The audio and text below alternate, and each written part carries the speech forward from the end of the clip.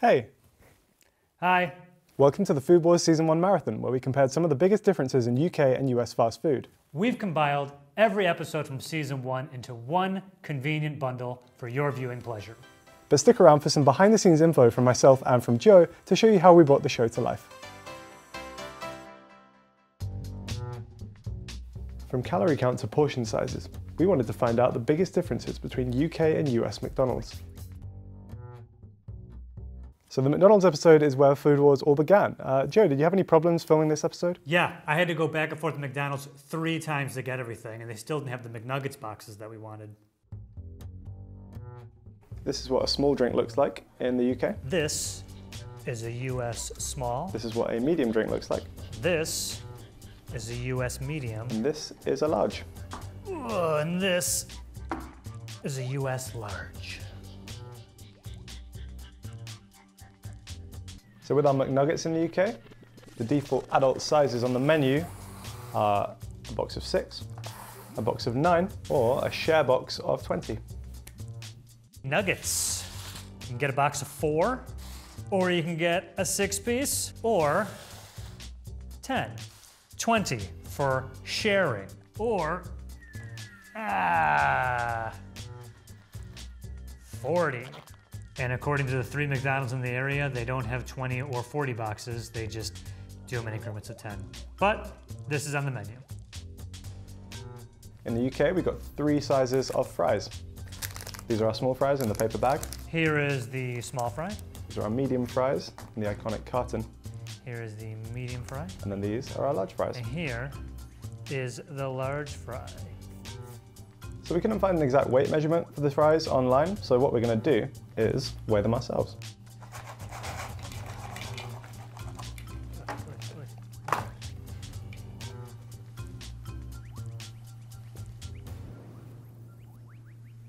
Just out of curiosity, I'm going to bring our trusty friend the scales back, and we're going to weigh the Big Mac and see if there is any difference in size. Not sure there will be, but let's find out.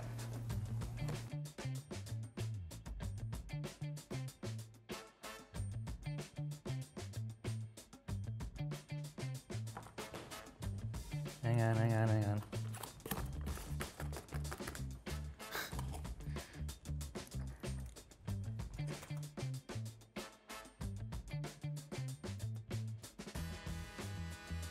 So while McDonald's fries might look and taste pretty similar in the UK and the US, in the UK we only have 3 ingredients, which is oil, salt, and potatoes. The McDonald's French fries in America have way more ingredients. These fries are made from potatoes, obviously, a vegetable oil, which has canola oil, corn oil, soybean oil, hydrogenated,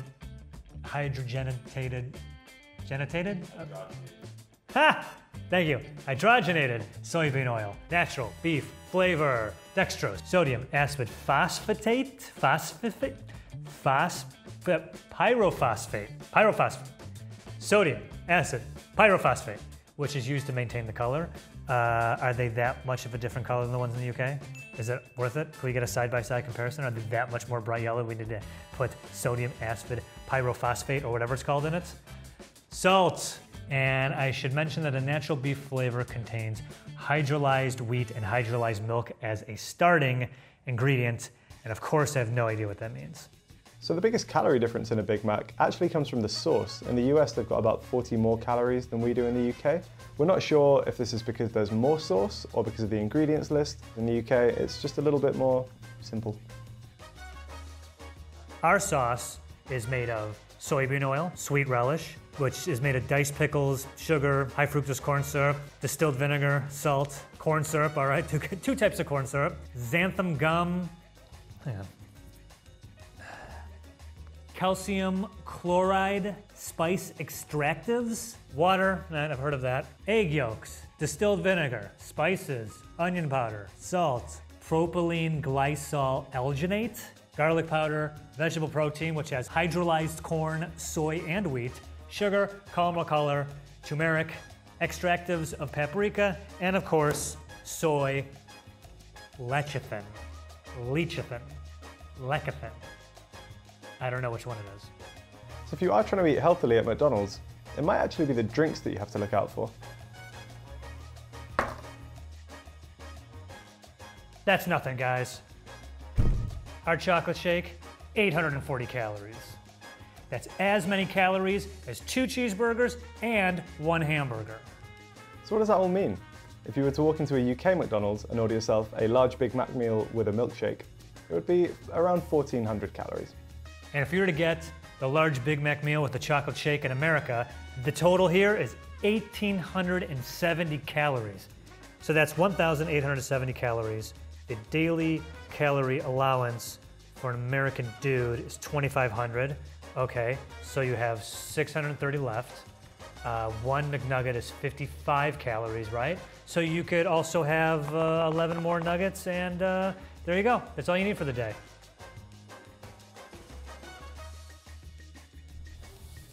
Here's everything you can only get at a UK McDonald's. So here we've got the Veggie Deluxe Burger, which is a veggie burger that's served with some mayo and some lettuce. Here we've got a Chicken Legend, which is a chicken burger, again, served with mayo and lettuce. Chicken Legend, I don't even know what that is. Not gonna catch on. That can stay in the UK. We have a range of wraps that you can get in the UK. We have a wrap of the day. Here we've got the fajita crisp, which is some chicken, along with some veg and some spicy fajita sauce. Here we've got some veggie dippers. These were actually introduced as part of Veganuary in 2020 in the UK, but they've stuck on the menu. So these are Vegan Society approved, and they're sort of like a fried bean patty sort of thing. Like, pick a more unappetizing thing to get at McDonald's. Veggie dippers. And then finally we've got some mozzarella dippers, which are just kind of mozzarella sticks really. Well, sucks to be in the UK, because everything you see right here is USA only, baby. Ha-ha! USA only! So I'm gonna talk about the coffee drinks real fast. Here in the US, we have all the same coffee drinks they do in the UK, but every coffee drink has an iced version and also a caramel and/or French vanilla and/or mocha version, depending on what you're getting. So we in the US, of course, have more variety. Shamrock Shake. The Shamrock Shake is it's like vanilla and mint shake. Strawberry sundae. This has recently been discontinued in the UK. Sorry, guys. Still got it in the US. My favorite as a kid. Caramel sundae. Fruit and yogurt parfait. Maybe it's healthy, I have no idea. Probably not. Those were the cold items I wanted to get out of the way as they slowly melt under these lights. Got a lot more to go through. Harry, bear with me here, buddy. Buttermilk, crispy chicken sandwich. Yo, I think this was introduced when the chicken sandwich wars were really heating up when Chick-fil-A started taking over. Let's see what's under the hood. Look at that. Look at this. Yeah. Quarter pounder with cheese, deluxe. This is your fancy quarter pounder with cheese. This is for Sunday dinner. When you have company over. There's so much. Sausage breakfast burrito. Even after it's, for a while, it's still glowing yellow. Now these are the buttermilk crispy chicken tenders. These smell amazing. I want to bite into these so bad. I just take a big bite. I want to talk about sauces real quick. Okay, I'm at McDonald's and I go, give me one of everything. I've heard from Harry and the team over at the UK that some of these they don't have, including sweet and sour, honey mustard. What else don't you guys have? I don't think you guys have ranch either, or buffalo. I gotta say though, the sauces are everything. We've got a couple of sauces that are kind of unique to the UK as well. We've got a sweet curry dipping sauce, and then we've also got a salsa dip as well, which I didn't know existed until today. Oh yes, donut sticks. These donut sticks also come with a chocolate dipping sauce. Another thing I'm certain they don't have in the UK. Yo, breakfast is served. Look at this. Oh yeah, who's ready to start the day? It's McGriddle talk.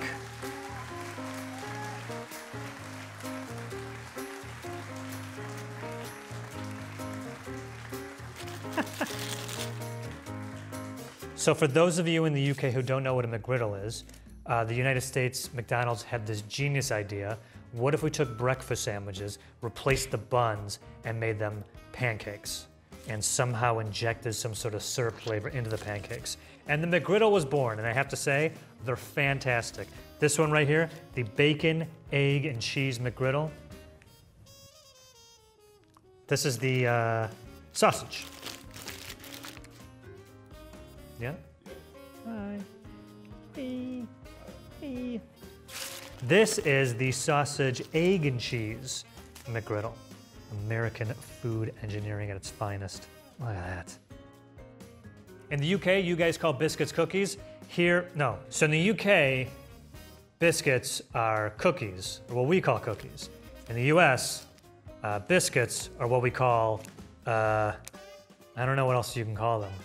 Like, you bake them and they're from the South and they're dry and I don't know what they are. Much like the McGriddles, we have a version of every breakfast sandwich that instead of the regular bun bread, it's biscuits. Not the cookie biscuits like you guys have, these biscuits. Joe, you were so close on the whole cookie biscuit thing. What you guys call biscuits, we would actually kind of call scones, or scones, depending on where you're from. And the thought of putting breakfast food in between them is kind of weird. They're usually reserved for cream and jam for an afternoon tea. Last, and in my opinion, least, is this thing, the Southwest grilled chicken salad.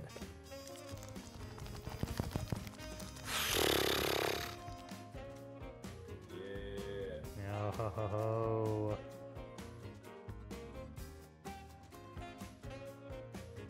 But can I eat now?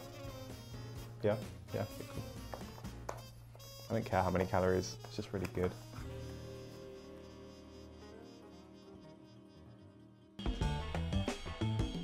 From calorie count to portion sizes, we wanted to find out the difference between a US and a UK KFC. This is Food Wars. I had KFC leftovers for days. I ended up giving some of it away to my neighbors in my building. Yeah, I was the same. I took like 3 buckets of chicken home for myself and my roommates. I even kind of made a pot pie, which you guys had on the menu, and we didn't. Sorry, you made a pot pie out of KFC leftovers? Just took the KFC chicken, took the skin off it, put it in a pot with some soup, some vegetables, and then a pastry on top, and it was pretty good. Now, you can't actually get a small drink at a UK KFC. It starts at regular.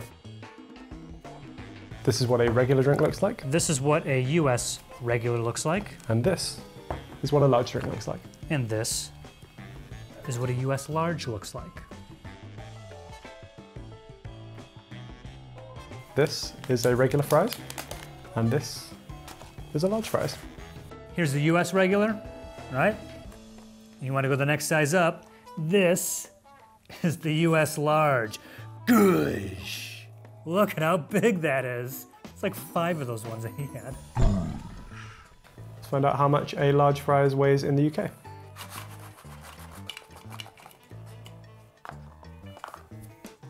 Let's weigh our large fry. Oh man. Oh, they're packed in there, dude. Look at that. Is that everything? This is what a regular popcorn chicken looks like. We have a large popcorn chicken. And this is what a large popcorn chicken looks like. And if you want to go even larger than the large, get yourself popcorn chicken box. Something for you and your buddies, I'm sure. Not eating this by yourself. Did I lose any? No? No way. Am I doing this without... Oh, don't jinx it. Oh! Yep. Yep. And, yep. Is that all of them? In the UK, you can get buckets in 3 sizes. You can get a 6-piece, you can get a 10-piece, or you can get a 14-piece.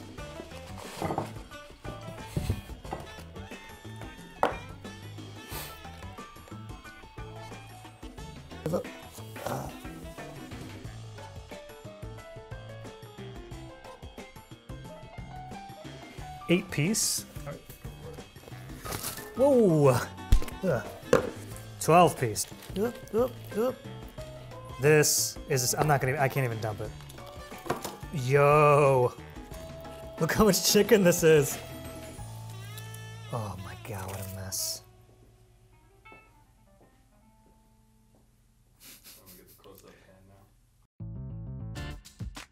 Unfortunately, KFC in the UK doesn't disclose its ingredients, but what we do know is calories. For example, in the UK, a drum is 170 calories. And in the US, one of these guys for the original recipe is 130 calories. But if you get extra crispy, like this guy right here, it's actually 170. USA is actually still winning on calories. That's largely thanks to the sides and the drinks. If you were to walk into a UK KFC and order a 3-piece meal and they gave you a drum, a thigh and a wing with a large fries and a large Pepsi, that would come to 1,155 calories. Our large fry is 930 calories, and our large drink is 380. And if you were to order a 3-piece with a large fry and a large drink in the US, it would be roughly this many calories. The KFC in the US has released its ingredients list. I would like to go over the ingredients of the French fries at the KFC in the US. All right, here we go. Sea salt, monosodium glutamate, maltodextrin, salt, dextrose, vegetable powders, tricalcium phosphate, hydrolyzed soy proteins, spices, soybean oil, natural flavors, potassium chloride, paprika extract, color, turmeric extract, color, potatoes, obviously, vegetable oil. It has soybean oil, canola, cottonseed, and or sunflower. Bleached wheat flour, and it contains 2% or less of rice flour, durum wheat, semolina, durum wheat, semolina. I don't know what that word is. It looks like it's easy, but it's hard to say. Semolina, durum wheat, semolina. There you go. Dextrin, salt, degermed yellow cornmeal. Oh, thank God it's been degermed. Cornstarch, leavings, sodium acid pyrophosphate, sodium bicarbonate, dextrose, again. Xanthan gum, there he is. Annatto extract color, disodium dihydrogen pyrophosphate, in parentheses, to maintain color.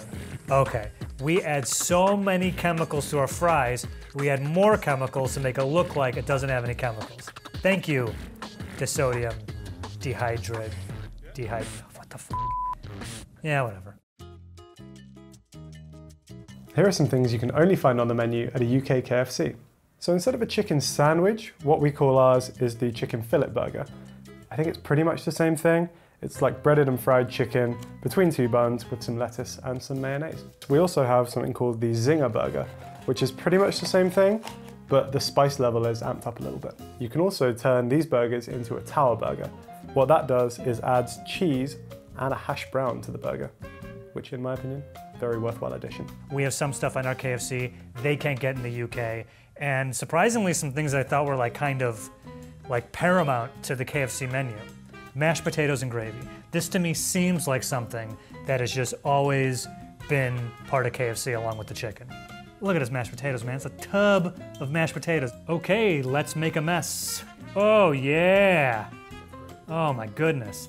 Put that on the cover of Gravy Aficionado magazine. Another thing I didn't realize you guys don't have, biscuits, or as you call them, scones. This is called a famous bowl. It is mashed potatoes and gravy and corn, topped with popcorn chicken, topped with cheese, all in one bowl. Yeah, this thing, I don't think I've ever had one of these because it looks ridiculous. Now Joe, I'm glad you also think that the famous bowl doesn't look that great, because to me that looks like a nightmare. Now we have a slightly different approach to sides in the UK compared to the US. For example, our corn comes on the cob, baked beans. These are slightly different to the regular beans that you might put on toast in the UK. They have kind of a barbecue sauce flavor to them. There's a few other language differences, like instead of chicken tenders, we call ours chicken mini fillets. Mini fillets, chicken tenders, they look exactly the same. We got those. Yes, they have corn, but we have ours off the cob, which I think is not as good as on the cob. This pile right here, and I know, they do have wings at KFC in the UK, yes I know, but only in the US can you order them by 48. 48 wings. I'm dying right now, man. You smell so good. The pot pie, when I saw pot pie in the menu, I was like, yeah, a little side pot pie. No, dude, this thing, it's like a puppy. This thing has got some weight to it. I've got to say, the pot pie actually looks quite good. We love meat pies here in the UK. You'll often see people tucking into like a steak and kidney pie or a chicken pie, but yeah, they should probably put that on the menu over here. I think they'd cash in on the British market. Let's talk sauces, it's sauce talk. Sauce talk. I think that these sauces are also specific only to the US and not the UK. The KFC finger looking good sauce. See that? We also have the summertime barbecue sauce. honey mustard, and of course, buttermilk ranch. There are a few sauces which are exclusive to the UK. For example, we have this spicy supercharger dip, which is kind of like a spicy mayo type thing. We have some sweet chili sauce, garlic mayonnaise, another really good option. Garlic mayo on chips is just fantastic. Why don't we have those sauces here? Oh man, I want those. Now usually we'd have even more exclusive menu items to show you, but unfortunately UK KFCs are currently operating with a reduced menu. Here's what you could normally find on the menu at a UK KFC.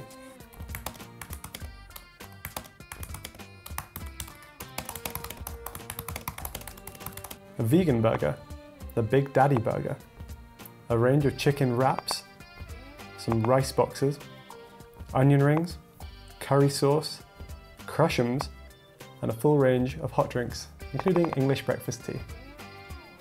At the UK, you can get teas, including English breakfast tea.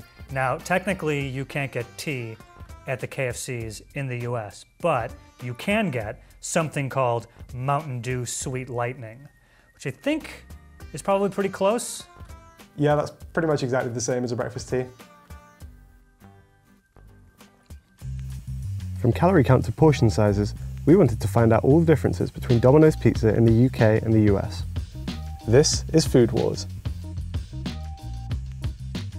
This might actually have been my favourite episode to shoot. What about you, Joe? Same. I love shooting this episode. I just thought some of the visuals were really cool, particularly the bird's eye view. We actually had our camera person, Charlie, shooting that one, and he was just standing on a table getting some stuff by hand. It wasn't the most professional setup, but I think it got the job done. This was also the first USA only exclusive and arguably the worst. I could give a TED talk on how much I hate banana peppers. This is the smallest pizza you can get in the UK. It's called an individual, and it measures 7 inches across. Our smallest is, believe it or not, the small. Here it is, and it measures in diameter 10 inches.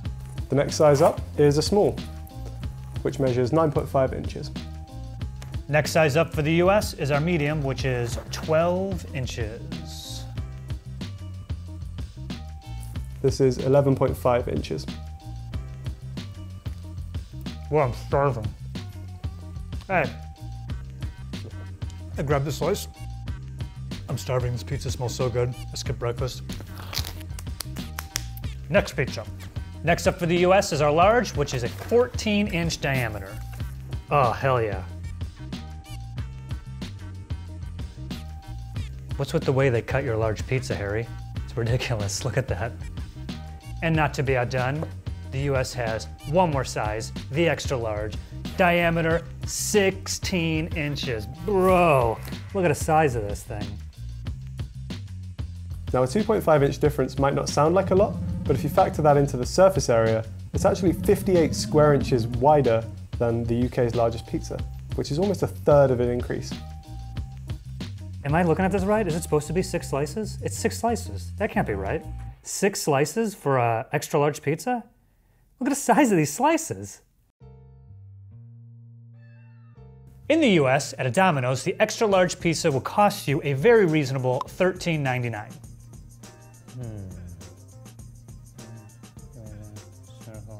That is 201 square inches, which breaks down to roughly 7 cents an inch. Nice. Now shockingly, $13.99 will only get you a small pizza in the UK. A small pizza is 9.5 inches across, and that gives it a surface area of 71 square inches. Now if you divide the $13.69 price tag by the 71, you find out that you're actually paying 19 cents per square inch. Ultimately, it means that if you went into a US and a UK Domino's with $13.99 to spend, you'd be able to get more than double the pizza for your money in the US store.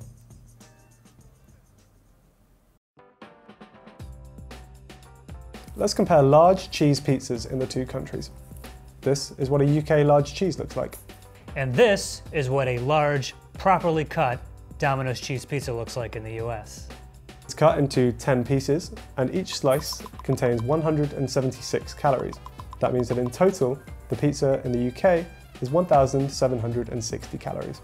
Instead of 10, we got 8 slices. That means each slice is roughly 280 calories, which makes the whole pizza 2,240 calories. And according to the thing that was written for me, that is almost 480 calories more than the UK large. But why is that exactly? Let's see if we can get any clues from the ingredients. Let's start with the foundation of any pizza, which is the dough. In the UK, the dough is made of wheat flour, a wheat and milk premix, rapeseed oil, water, and yeast. Yes, but here in the US, our dough is made of enriched flour, wheat, oh God, I hate reading this stuff. Enriched flour, which is wheat flour, iron, thiamine mononitrate, niacin, riboflavin, and folic acid, water, soybean oil, and it contains less than 2% of the following: sugar, salt, whey maltodextrin, dextrose, dough conditioners such as sodium, stearoyl, lactylate, I don't know, it's on the screen, you read it out loud. Enzymes, calcium sulfate, absorbic acid, calcium phosphate, L-cysteine, good for hangovers I hear, yeast, and cornmeal. Yeah, much different. A lot more chemicals. Who saw that coming? How about the cheese? Domino's in the UK refers to its cheese simply as mozzarella, and it's mostly because the ingredients are just that. And in the US, Domino's doesn't, possibly can't, call their cheese mozzarella. Instead, they refer to it as pizza cheese. So, the Domino's in the US's pizza cheese has the following ingredients: part skimmed mozzarella cheese, okay, which is pasteurized milk, cultures, salt, enzymes, modified food starch, cellulose, non-fat milk, whey protein concentrate, natural flavors, and sodium propionate. Propionate. Now let's look at the pepperoni. Most of the ingredients in US and UK pepperoni are actually pretty similar. They both contain pork, salt, dextrose, spices, sodium nitrite, citric acid, flavorings, and starter culture. You know, the only difference is that our pepperoni contains beef. Also preservatives, butyrate, hydrolysinase, and butyrhydrolate, blah, blah, blah, BHA and BHT. I can't pronounce them, they're bad. It turns out BHA and BHT are actually subject to restrictions in the European Union and can't be added to foods such as pepperoni. This might be because studies have shown that BHA can cause tumours in rats and is therefore reasonably anticipated to be a carcinogen in humans. Oh well. I'm gonna die doing what I love. Eating banned chemicals. We reached out to Domino's to get some clarity on the pepperoni situation. We got our info from their ingredients webpage. However, when we checked with them, they told us that their information was incorrect, and they've updated it since to say that BHA and BHT have now been removed from the pepperoni. I think this happened at some point during 2018. They couldn't say exactly when, but Joe, it sounds like you're okay after all.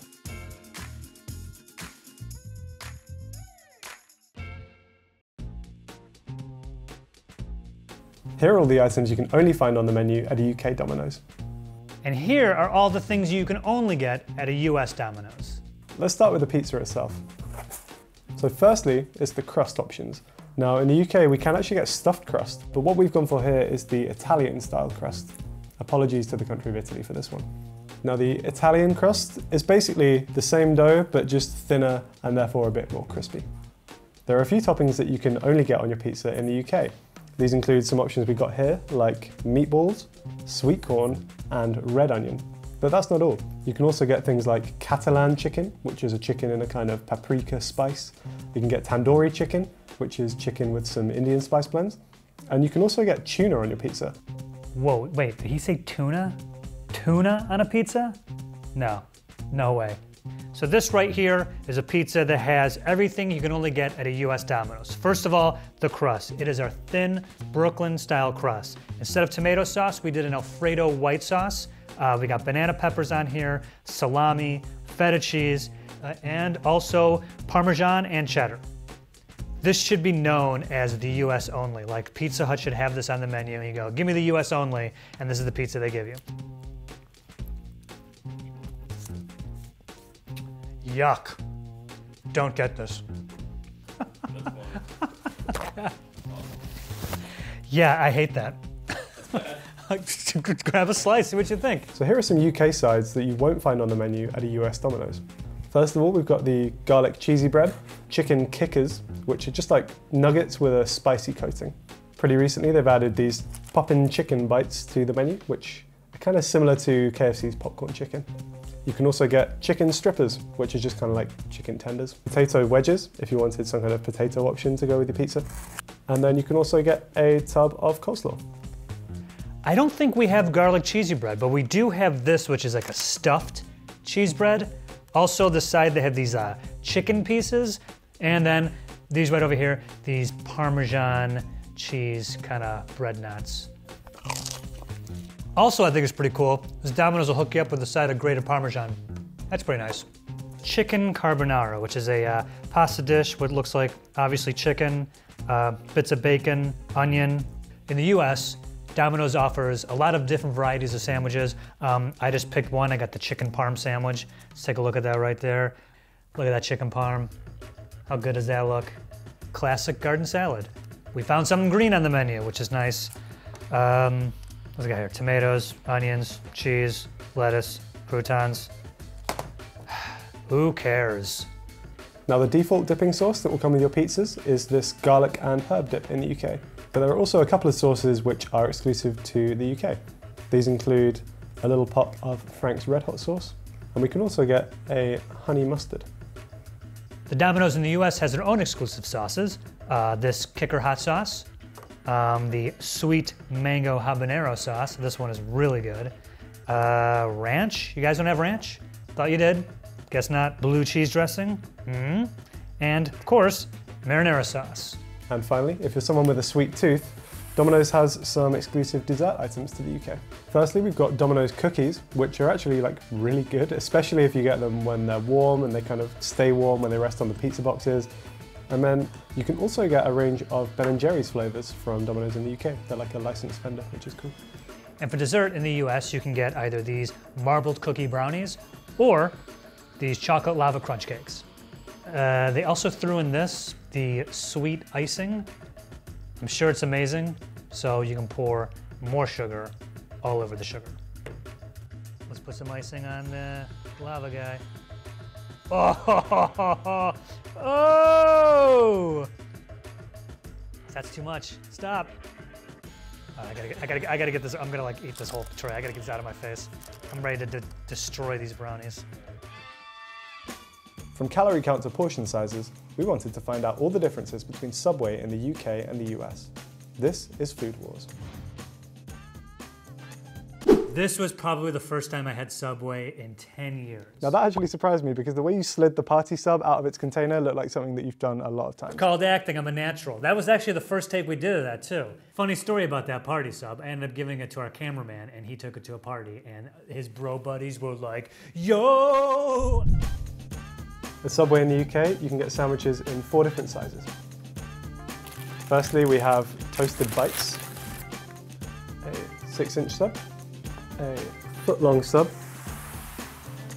and then you can get a platter. And in the US, we have 3 sizes. The 6-inch,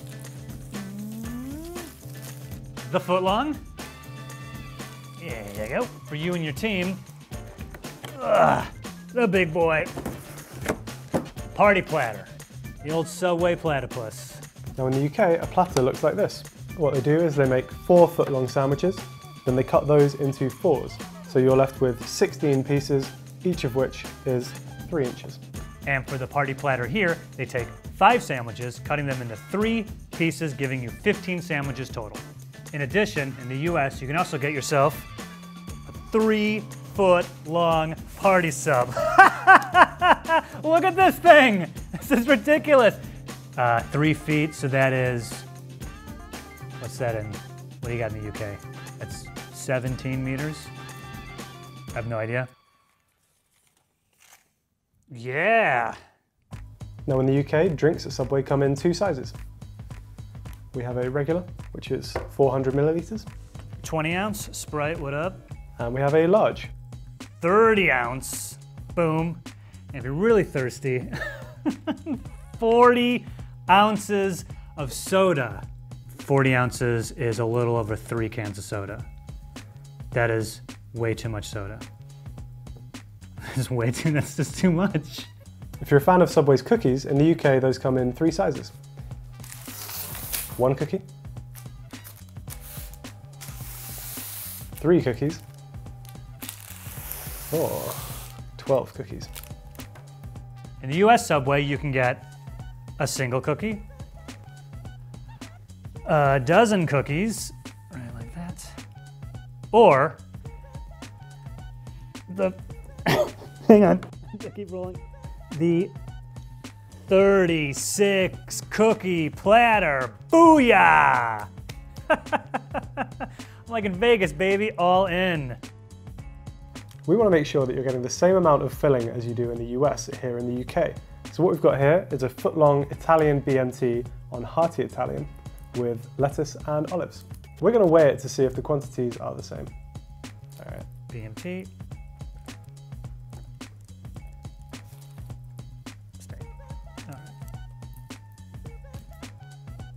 So the weights are pretty similar. What we're going to do is take them apart and see how it all adds up.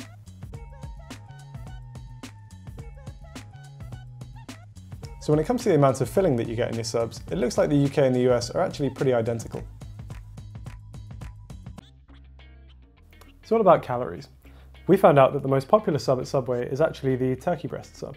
So if you were to walk into a UK Subway and order a regular turkey breast sub, and then make it a meal by including a regular drink and a cookie, you'd be looking at 621 calories.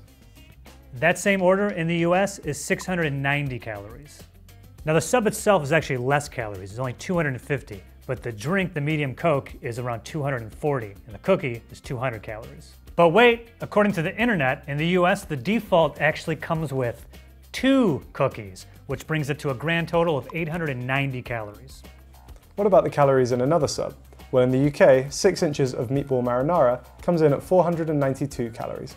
In the US, 6-inch meatball is only 430 calories. Yo.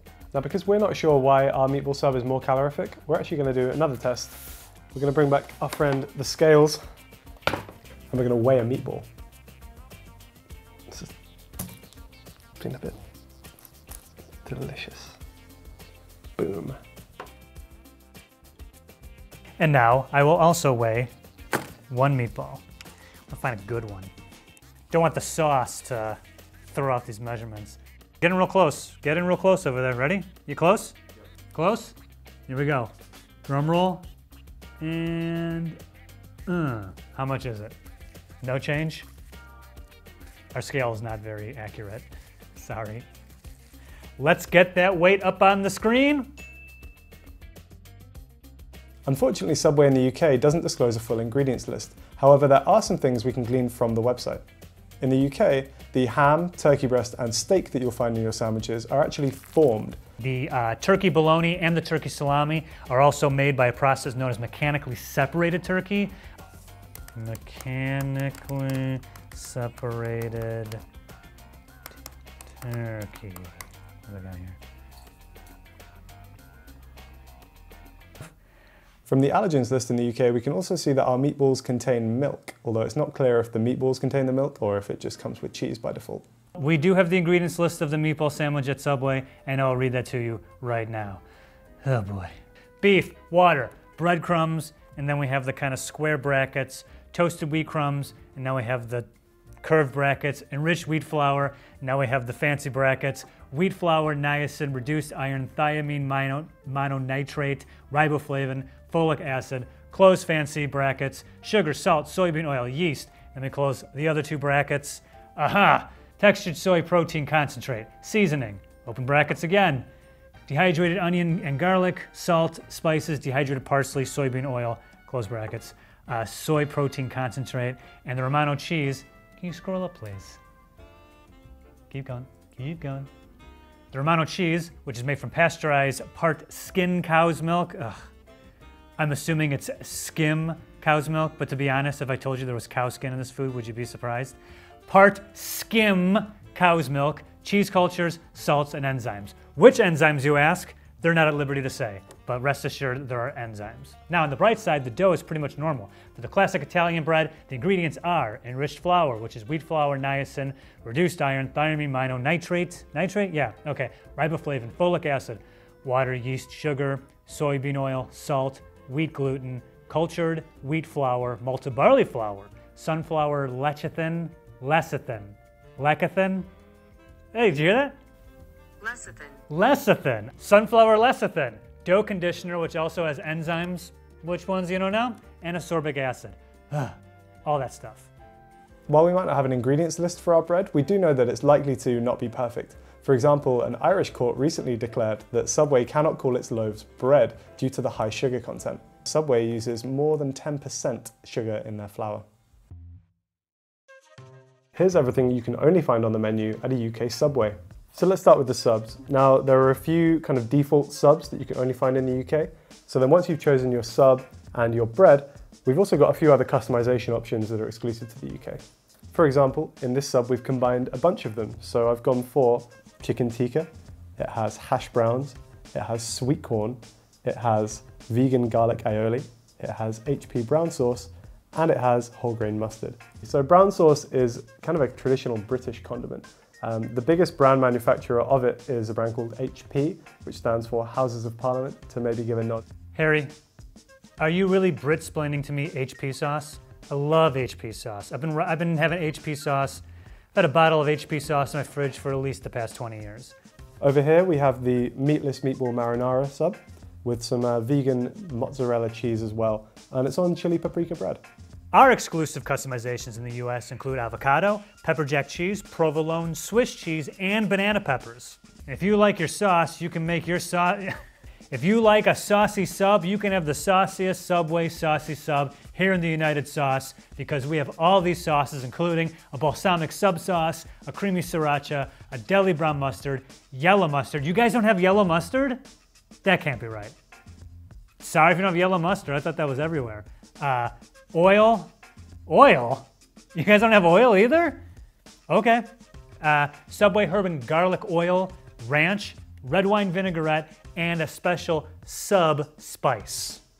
So moving the subs to one side for a second, we also have some side dishes which are exclusive to the UK. Let's start with this, which kind of surprised me when I saw it on the menu, but you can actually just get a cup of meatballs from Subway. Next, we have the garlic cheesy bread, which I think is just half of their hearty Italian 6-inch with some garlic butter on it, and then they kind of sprinkle some cheese on top and throw it in the toaster oven. The last side dish is nachos.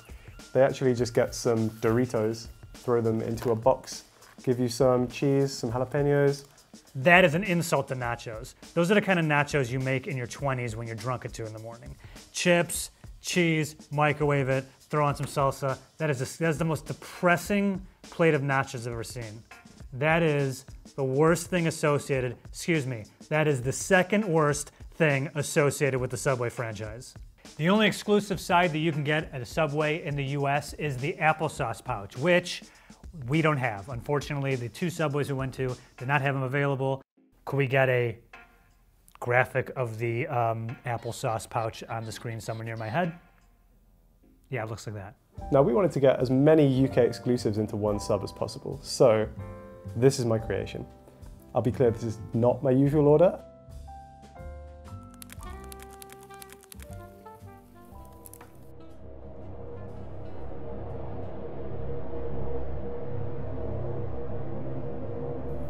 You got the tang of the brown sauce with the little popping sweetness of the sweet corn. And I've just got like a whole hash brown in there as well. Do not order the UK only sub. And of course, we put together a sub with all the USA only ingredients, which is a foot-long barbecue rib sandwich with the jalapeno cheddar bread and avocado and pepper jack cheese and provolone cheese and Swiss cheese and banana peppers. The US with banana peppers. I don't know what our thing is with banana peppers. I'm not into banana peppers. I don't know why they're so popular here.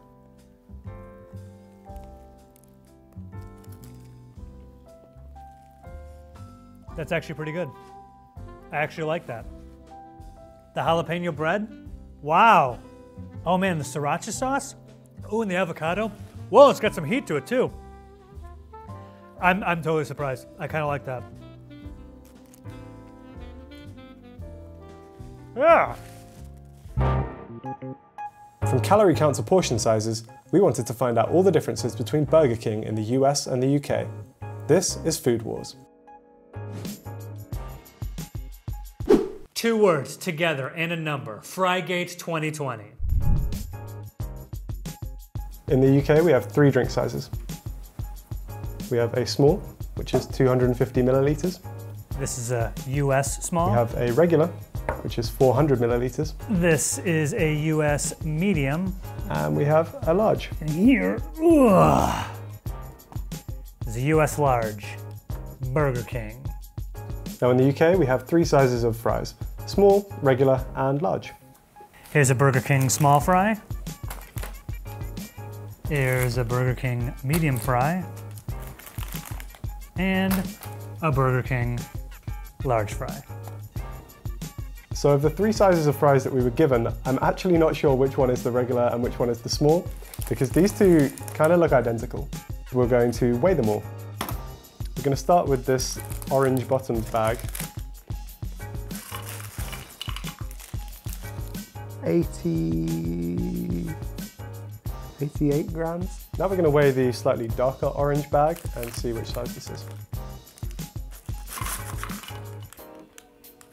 So there's only a 5 gram difference, but this one is the small.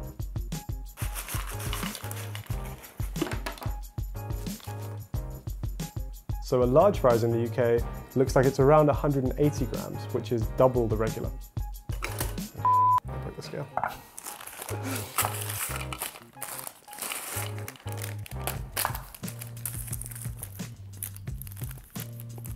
We're actually having some concerns about the sizes of the fries in the UK because our measurements showed that the lighter orange bag actually contained more fries than the darker orange bag. However, when lined up very scientifically like this, what we'll actually see is that the bag sizes go up in that color order instead. So I think what's happened here is that our small was actually bigger than our regular. Wow, a lot of fry drama over there in the UK. As you can see from our sizes, it's pretty obvious what the small, medium, and large is, but of course we're still gonna weigh them. So let's start with the small fry. Yup. Oh, rogue fry. And now the medium fry. I'm making a face. I don't like that face. It's like, yeah, it's pretty similar. But I know how we will solve this, but not that way. Over here, Burger King is in the hot seat, baby. Burger King's in the hot seats. Large fries. So I'm gonna do something really tedious and boring. 2, 3, 4, 12, 13, 20, 21, 22, 35 regulars, 10 kind of broken up ones. 1, 2, 34 and 18, but they'll have smaller ones. Arguably more than the medium. Whoa! That's pretty cold, Burger King. That is pretty cold. Don't act like you're surprised by this. And I know what they're gonna say. They're gonna be like, well, everyone who scoops, it's different. Okay, but our scooper here and their scooper in the UK made a similar error. Suspicious, right? Frygate 2020. So this is a Whopper in the UK.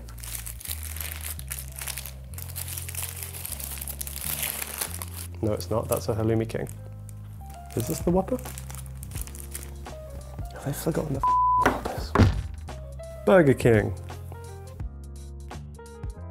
So what we're going to do is weigh a Whopper and see how much a Whopper weighs in the UK.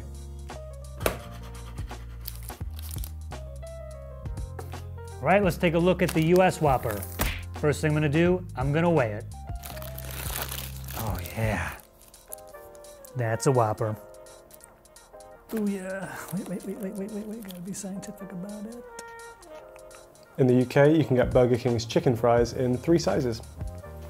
A 6-piece box, a 9-piece box, or if you're really hungry, a 20-piece box. In the US, according to the Burger King website, they have 3 sizes of chicken fries. We went to like 5 Burger Kings, 2, and both of them said that they only have 1 size, the 9-piece chicken fries. I don't know why that is. And after Burger King Frygate 2020, I'm gonna count these. There's 9. So what about calories? Well, for example, a large Whopper meal The Whopper itself is 627 calories.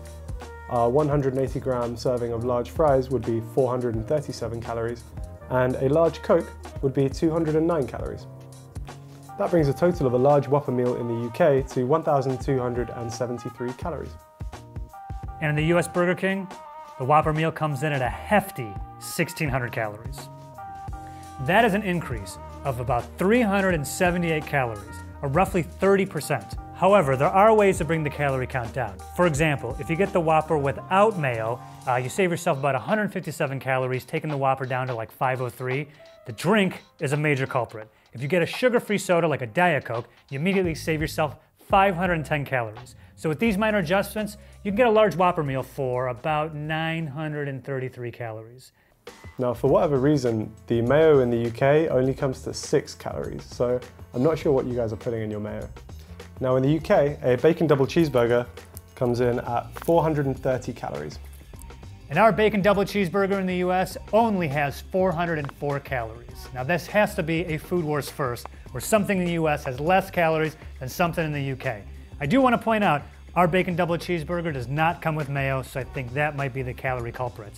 So we finally found something that's less calorific in the US than the UK. Congrats, guys. Error 404, mayo not found. That's funny. Like, just put that on the screen there like an error code. Unfortunately, Burger King does not disclose a full ingredients list in either the UK or the US.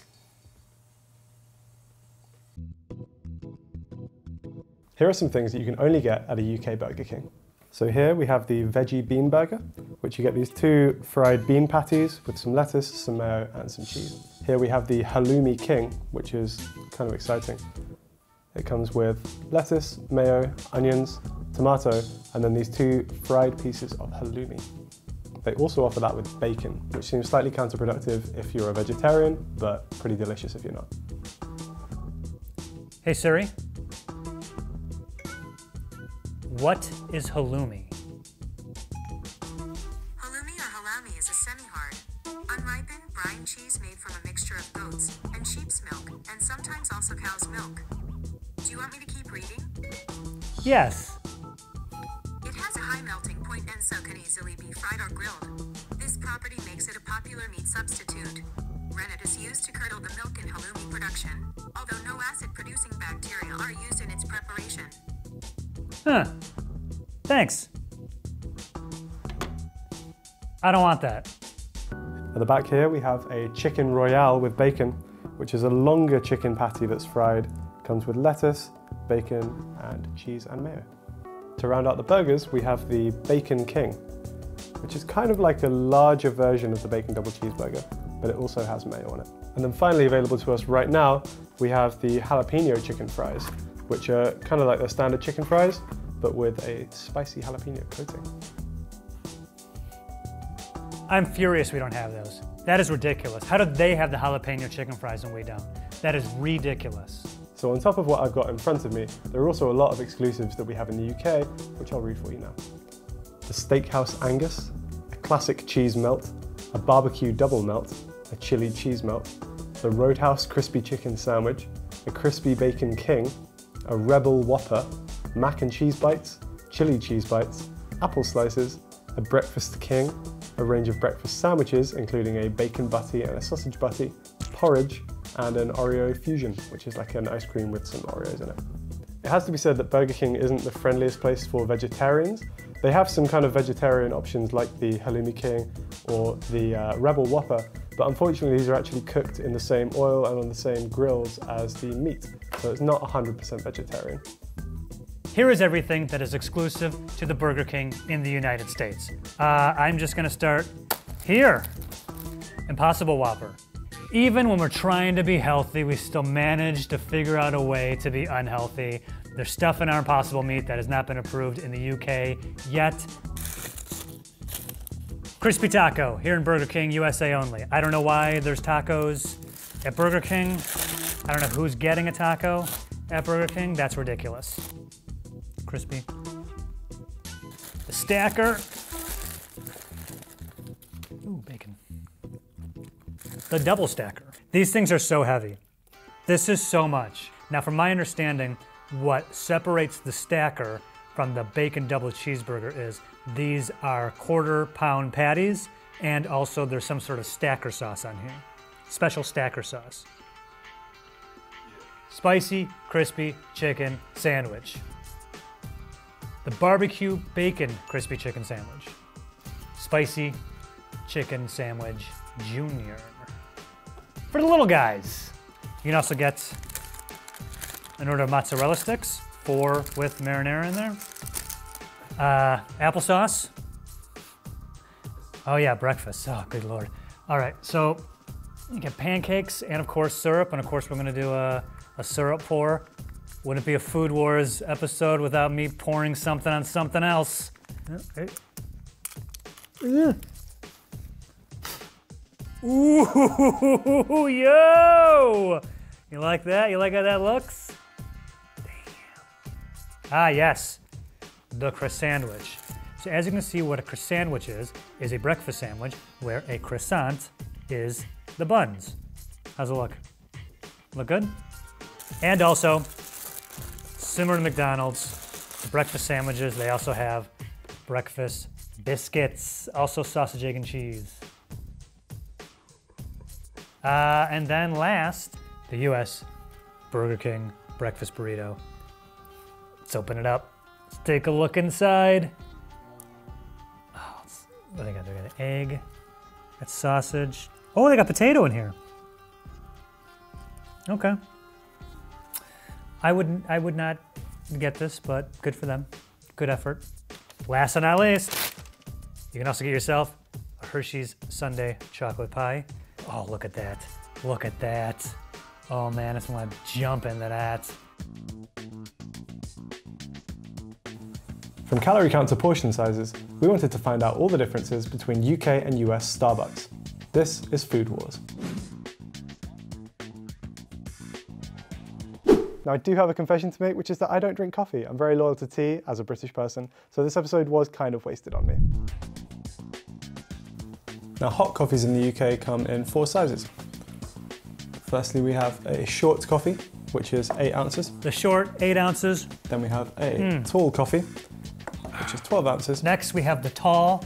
Next, 12 ounces. it's a grande coffee, which comes in at 16 ounces. Then we got the grande, 16 ounces. A venti, or 20 ounces. Ah, sensational. And the biggest one, the venti, 20 ounces. And in case you're wondering, it's called the venti because 20 in Italian is venti twento. Just to double check, we're going to measure the largest hot coffee in the UK.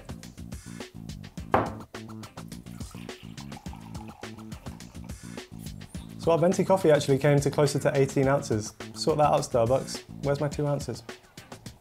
Now I'm going to measure the venti coffee, which should be 20 ounces minus a few sips. Wait. Getting prepared. Whoa, come on. I did not drink that much. Oh, Starbucks. That's not even 2, that's like an ounce. Cold coffees in the UK come in 3 sizes. A tall. The tall, 12 ounces. Grande. We got the grande. And venti. Here's where things get kind of weird. Our venti iced is 24 ounces. And we have another size up, 20, right? 20, and that is 30 ounces. So a UK cold venti is exactly 20 ounces. Yeah, 21. I thought this was supposed to be 24. How many fluid ounces venti iced? 24? And how much is it? 21? Starbucks. With the ice, you still don't have enough. I'm taking a sip of every single drink. I'm taking a sip of every single drink. Let's do this! Let's compare some seemingly identical drinks to see how much they match up under the hood. So a venti latte in the UK contains 235 calories, 7.9 grams of fat, 21.1 grams of sugar, and 225 milligrams of caffeine. And in the US, the same venti latte has 250 calories, and that's 9 grams of fat and 150 milligrams of caffeine. And you know I'm taking a sip. Kind of cold, it's been sitting out for hours. So our latte's got more sugar, more calories, and more fat. The trinity of deliciousness is what I call it. Let's try something a little heavier. If you were to order a venti caramel frappuccino from a UK Starbucks, it would contain 426 calories, 61.1 grams of sugar, and 117 milligrams of caffeine. Harry, your frappuccinos are looking a little sad there, buddy. Looks like all your whipped cream melted. So here's a pro tip from the USA. 470 calories, 74 carbs, 73 of which are sugar, and 120 milligrams of caffeine. Damn, oh, yuck. Yuck. That's what that tastes like? Now it's important to remember that for cold drinks like frappuccinos, the US venti is actually 4 fluid ounces larger than the UK's. If you were to do the maths to work out the nutrition per fluid ounce, the UK actually beats the US in virtually every metric. Let's see if we can get any clues as to why from the ingredients. Now in the UK, a cappuccino from Starbucks contains just 2 ingredients, milk and brewed espresso. And in the US, our cappuccinos are made from milk and brewed espresso. Look at that. Same thing, finally. Now for the most part, the hot coffees in both countries are just those 2 ingredients in different quantities. Things get a little bit more complicated once you start to add things like syrups, however. For example, in the UK, if you add caramel syrup to your cappuccino, it adds the following ingredients: sugar, water, natural flavouring, concentrate of apple, carrot, hibiscus, molasses, citric acid, and potassium sorbate. Whereas our caramel syrup has sugar, corn syrup, butter, cream, milk, salt, water, heavy cream, non-fat, dry milk, natural flavors, salt, monodiglyceridosis, I don't know what that word is, soy lecithin, and sulfides. The point is, our caramel syrup has actual caramel in it. How do you like that? Now let's try something with a lot more ingredients. This is a Java chip frappuccino from the UK, and it contains the following: ice, milk, coffee frappuccino syrup, which is sugar, water, natural flavor, salt, xanthan gum, potassium sorbate, citric acid, sodium bicarbonate, and a mocha drizzle, which is water, mocha soy powder, lecithin, sugar, natural flavors, with alcohol, and salt. Ladies and gentlemen, it is a food wars first. The first time something in the UK has an ingredients list longer than something in the US. Time to celebrate, baby!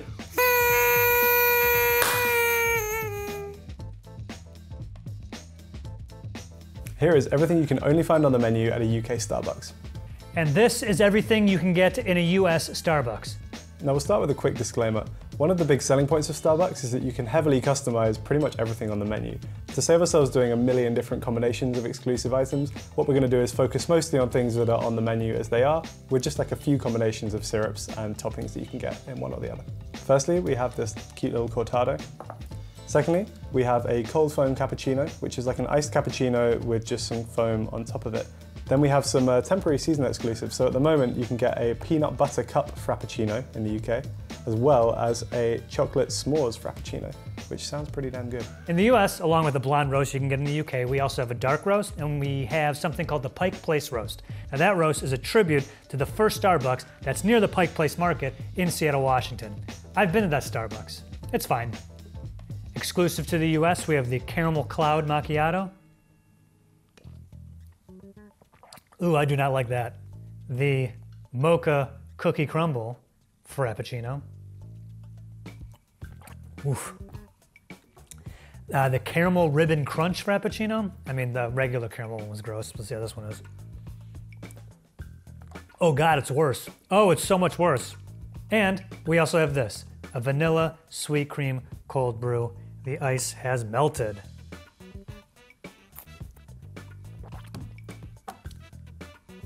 Woof. I bet that was good 6 hours ago when it was made. And what we've done is combine as many UK exclusives as we can into one drink, which I'm calling the UK only. We've got some almond, some sugar-free caramel, some sugar-free hazelnut, and some mango. which is going to be an interesting mix.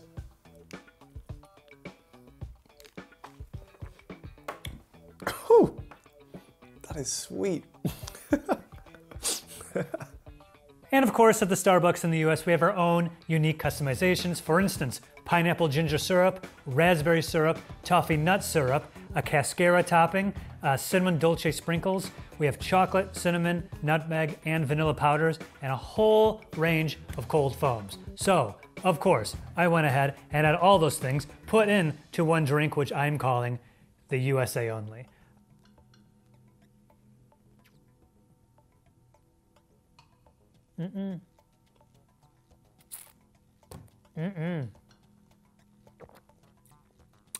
Oh man, that's weird.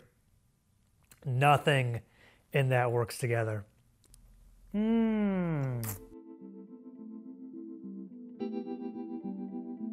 That caffeine's starting to hit, baby. It's starting to hit.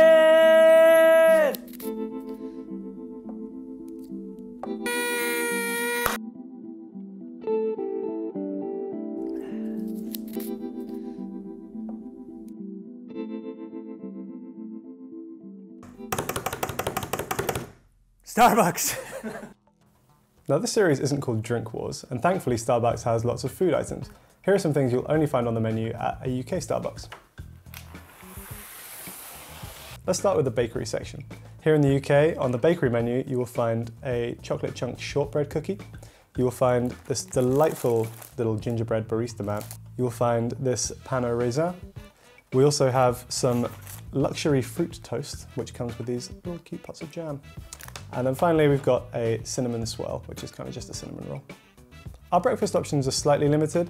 Most of what we have is a range of breakfast rolls, which is just kind of like a breakfast sandwich in the UK, but served on crusty white bread. Some options include a bacon sandwich. Bacon sandwiches are a pretty big deal over here. Put that in mind with ketchup. And then also, if you want something a little bit more, you can go for an all-day breakfast sandwich, which is bacon, sausage, and egg all in one roll. Here are all the US exclusive food items. So a lot of different breakfast sandwiches for Starbucks. This one right here is the Impossible Meat Sandwich, spinach, egg, and feta cheese wrap.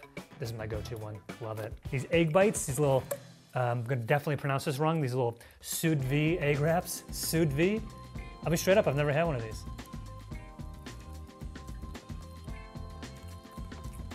Holy these are so good. Oh my God. A lot of baked goods, like this little friendly guy, just in time for the holiday season, a little snowman cake pop. Bunch of different varieties of sugar cookies. I got this one because I think it looks the nicest, but I don't want this at all. Oh, but you know what I do love? Dude, Danishes, especially cheese Danishes. We also got scones. So, one with the blueberry scone. We got Harry's face on there. Scone Harry. Sorry to break it to you, Joe, but that is not a scone. A few things to point out. Firstly, it's pronounced scone, not scone. Secondly, they should all... The Marshmallow Dream Bar, AKA a Rice Krispie treat. What are we doing? We're going to Starbucks in the morning and we're getting cookies and Rice Krispie treats for breakfast? No. No. They got bagels. I asked for cream cheese and they forgot. Pumpkin cream cheese muffin. It's got pumpkin, a little glob of cream cheese in it right there. Muffins are okay in the morning. I'm pro morning muffin. Last and probably least, because I've never had one nor have I ever wanted one, Starbucks in the US have a lot of what they call protein boxes. Chicken and quinoa. Looks like a salad. You guys have pretty much all the lunch options that we have in terms of like paninis, sandwiches, and wraps. One thing I did want to highlight was this, which is a cheese and Marmite mini ciabatta. So Marmite, as some of you will know, is a spread that's quite popular in the UK. It's like the byproduct of making beer. When the yeast ferments, it kind of leaves like a sludge on the bottom of the tank. And that is Marmite, but it somehow tastes really good. Harry, no to Marmite. It's bad. Stop it. So on top of classic English breakfast tea, we also have some exclusive teas to the UK.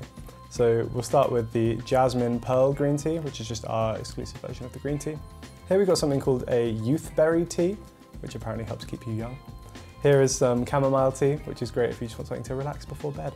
And then we've got some frozen teas as well. So this is a frozen iced tea made with apple and kiwi. This is a frozen iced tea with tropical mango. And then this is a frozen strawberry and lime tea. Here in the US, we have a lot of exclusive teas too. These are those exclusive teas. For hot ones, we have a Jade Citrus Mint, a Peach Tranquility Tea. I think they missed a trick there not calling it the Peach Tranquility. Connor Blake came up with that, not me. The Revved Up Tea, right there. And then for the cold ones, we got the Royal English Breakfast Tea. Why don't you guys have the iced Royal English Breakfast Tea? A matcha lemonade tea, a iced guava black tea, and the Passion Tango iced tea.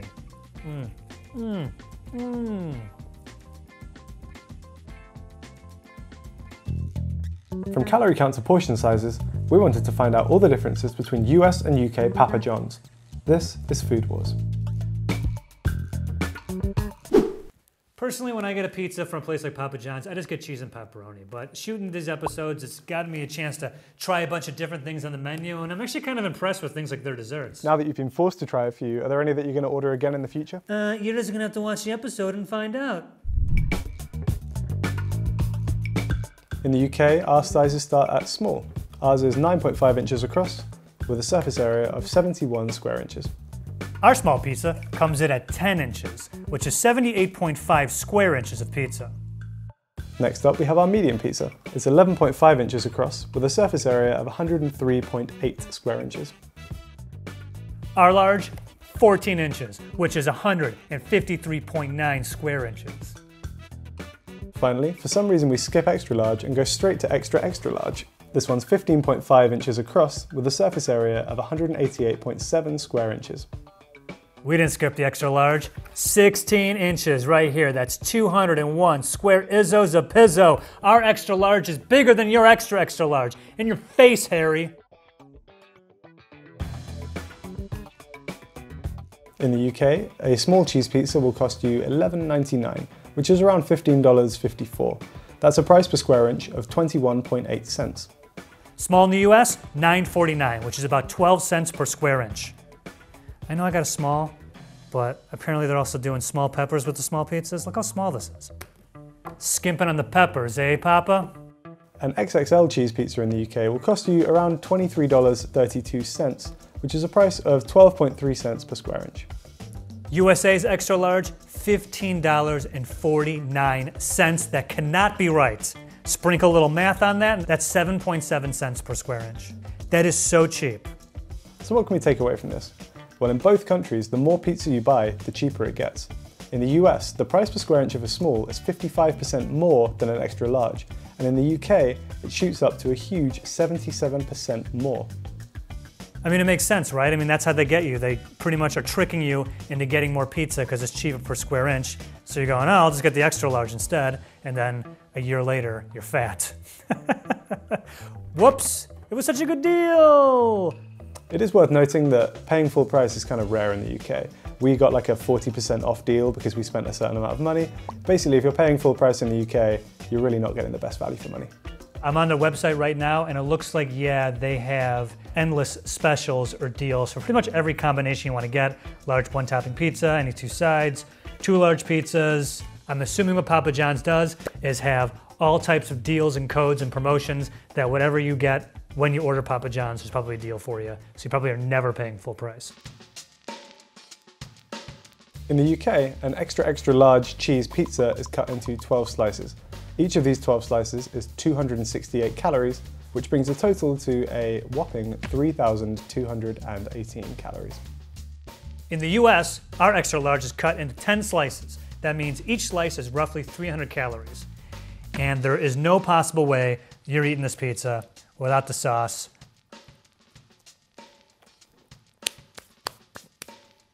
Whew. What about the most calorific thing on the menu? In the UK, it's a sausage and pepperoni pizza. Now for an XXL version of this pizza, each slice is 355 calories. That brings the total to 4,260 calories. In the US, if you're going for most calories, it's a tie between the meats pizza and the pepperoni, sausage, and 3 cheese pizza. This used to be John's favorite. They changed the name. They took his name off of it when he left. I wonder what happened to that guy. Each pizza is roughly 410 calories per slice, and since it's 10 slices per pizza, that is a whopping 4,100 calories per pizza. Ha! So despite the average pizza sizes being smaller in the UK, the pizzas themselves are actually more calorific. Who knew? Now, despite Papa John's motto being better ingredients, better pizza, they don't actually make their full ingredients list available in the UK. We did reach out to them to see if they'd make an exception for us, but at the time of shooting this, unfortunately, we hadn't heard back. Now, because we can't get the UK Papa John's ingredients list, we're gonna tweak this section a little bit. We're gonna compare the US Papa John's ingredients to another very popular fast food pizza chain, Domino's. Let's get Domino's dough ingredients on the screen. Okay, now let's compare that with the Papa John's US dough ingredients. Unbleached enriched wheat flour, water, sugar, soybean oil, salt, yeast. And that's it. How hilarious is that? See? Doesn't need to be a whole chemistry lab. Okay, I gotta give Papa John's props. That's really great. They say fresher ingredients and they mean it. I like that. Here is everything you can only find on the menu at a UK Papa John's. And these are all the USA exclusive items you can get at Papa John's. Let's start with the pizzas. So in front of me I have 3 pizzas, and across these 3 we've covered pretty much all of the items you can only find on the menu at a UK Papa John's. So what I have right in front of me here is a pizza with a butternut squash base. Now this is on the menu as a gluten-free alternative to traditional doughs. Then the pizzas outside of that, as you can see, have a stuffed crust, which is just the classic crust, but then folded over and filled with a kind of cheesy, garlicky mix, which is really, really good. This right here is a pizza consisting of only the toppings and crust that you can get in the US. We have the Parmesan cheese, garlic crusted crust. Now from there, you can also customize the base sauce. So instead of the tomato sauce on this one, we have an Amarillo chili sauce. I was not aware of this until recently, but apparently at a Papa John's in the United States, you can substitute the tomato sauce for ranch. And I did exactly that, because there's nothing more American than ranch dressing. Papa John's in the UK actually offers quite a few vegetarian and vegan options. For example, again on this pizza, instead of the classic mozzarella blend cheese, we have a vegan cheese, which is a cheese alternative that's friendly for vegans. So in the UK, you can top your pizza with anchovies, with tuna, with tandoori chicken, with spicy beef, and also some fake meat alternatives such as vegan pepperoni and also a vegan sausage. Finally, we have a couple of vegetarian toppings. For example, on this pizza, we have some red chilies, and on this pizza, we have feta cheese and sweet corn. Cheese! We did do the Parmesan Romano and the 3-cheese blend, which is provolone, fontana, fontanilla, fanta whatever, and Asiago cheeses. Salami, Canadian bacon, the Philly cheesesteak stuff, spinach, and also, of course, banana peppers. I don't know what it is with banana peppers. They're suddenly on everything. I don't get it. All right. Here we go. All right. Positive mental attitude. PMA. I'm about to have the USA only.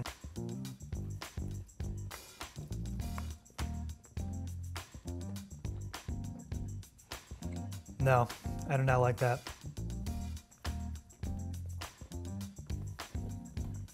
I'll admit it's growing on me. I wouldn't pick the ranch sauce. I would stick with tomato. Be not bad. Oh, God.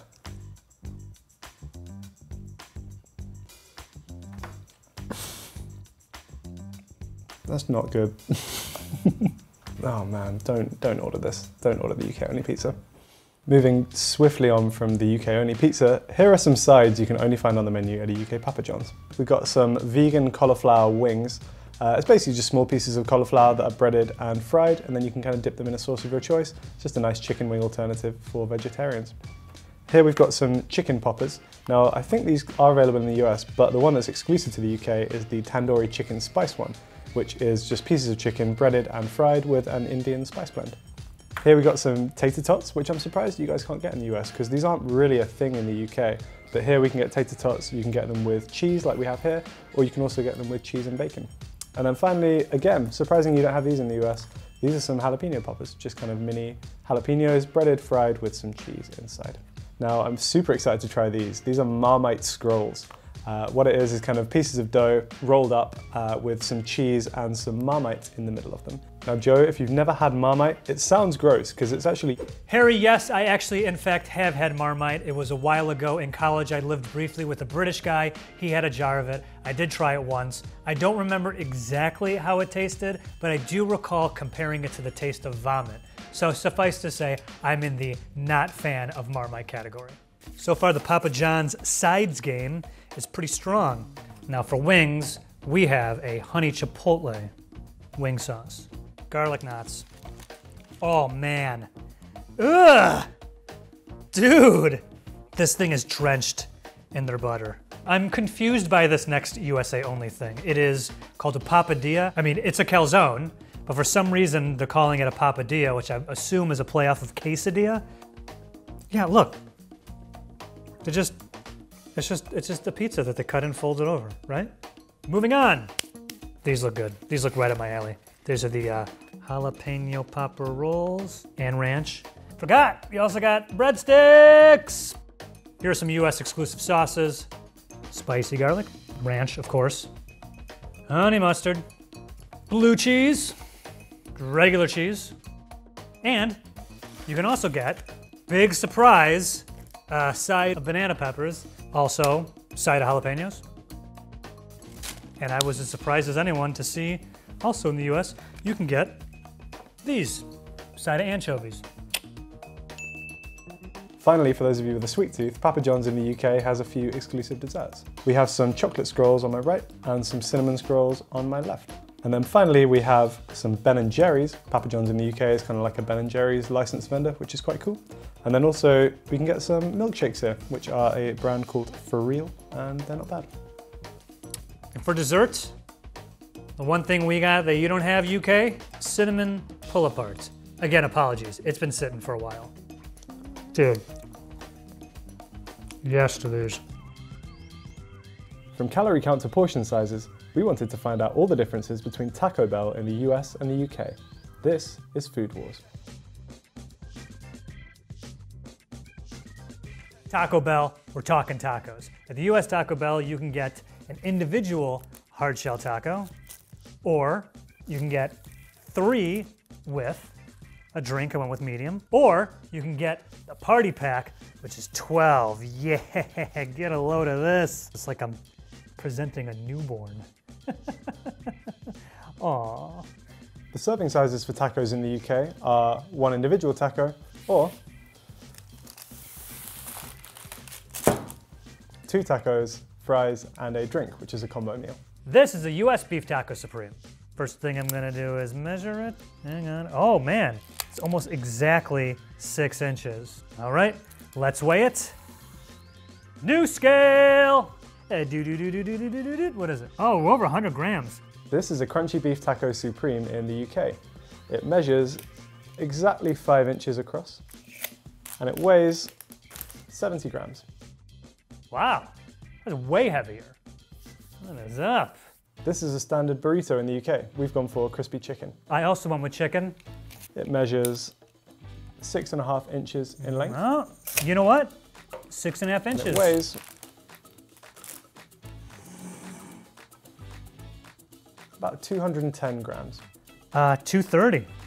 Here's our quesadilla. It is, yo dude, it's a foot, 12 inches. This is a UK chicken quesadilla. It measures 10 inches in length, and it weighs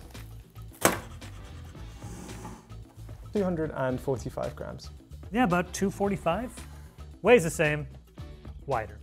Crunch Wrap Supreme. This is a Crunch Wrap Supreme in the UK. It measures 6 inches point to point, and it weighs about 240 grams. What's 6 sides? Without looking it up, does anyone know what a 6-sided shape is? Hey Siri, what is a 6-sided shape? According to giantbomb.com, regular hexagons are 6-sided polygon. Hexagons! Yo dude, guess how many inches? 6, baby. That is it. Obviously that's on purpose. I wonder if there's something about 6 sides, 6 inches. If this thing weighs 666 grams, I will never not eat these. Here we go. $2.75 for the Hexagon Crunch Wrap Supreme. 6 sides, 6 inches. What's the biggest thing on the UK menu? Well, for us, it's the classic cravings meal for 6. In the US, biggest thing on the menu, remember this guy?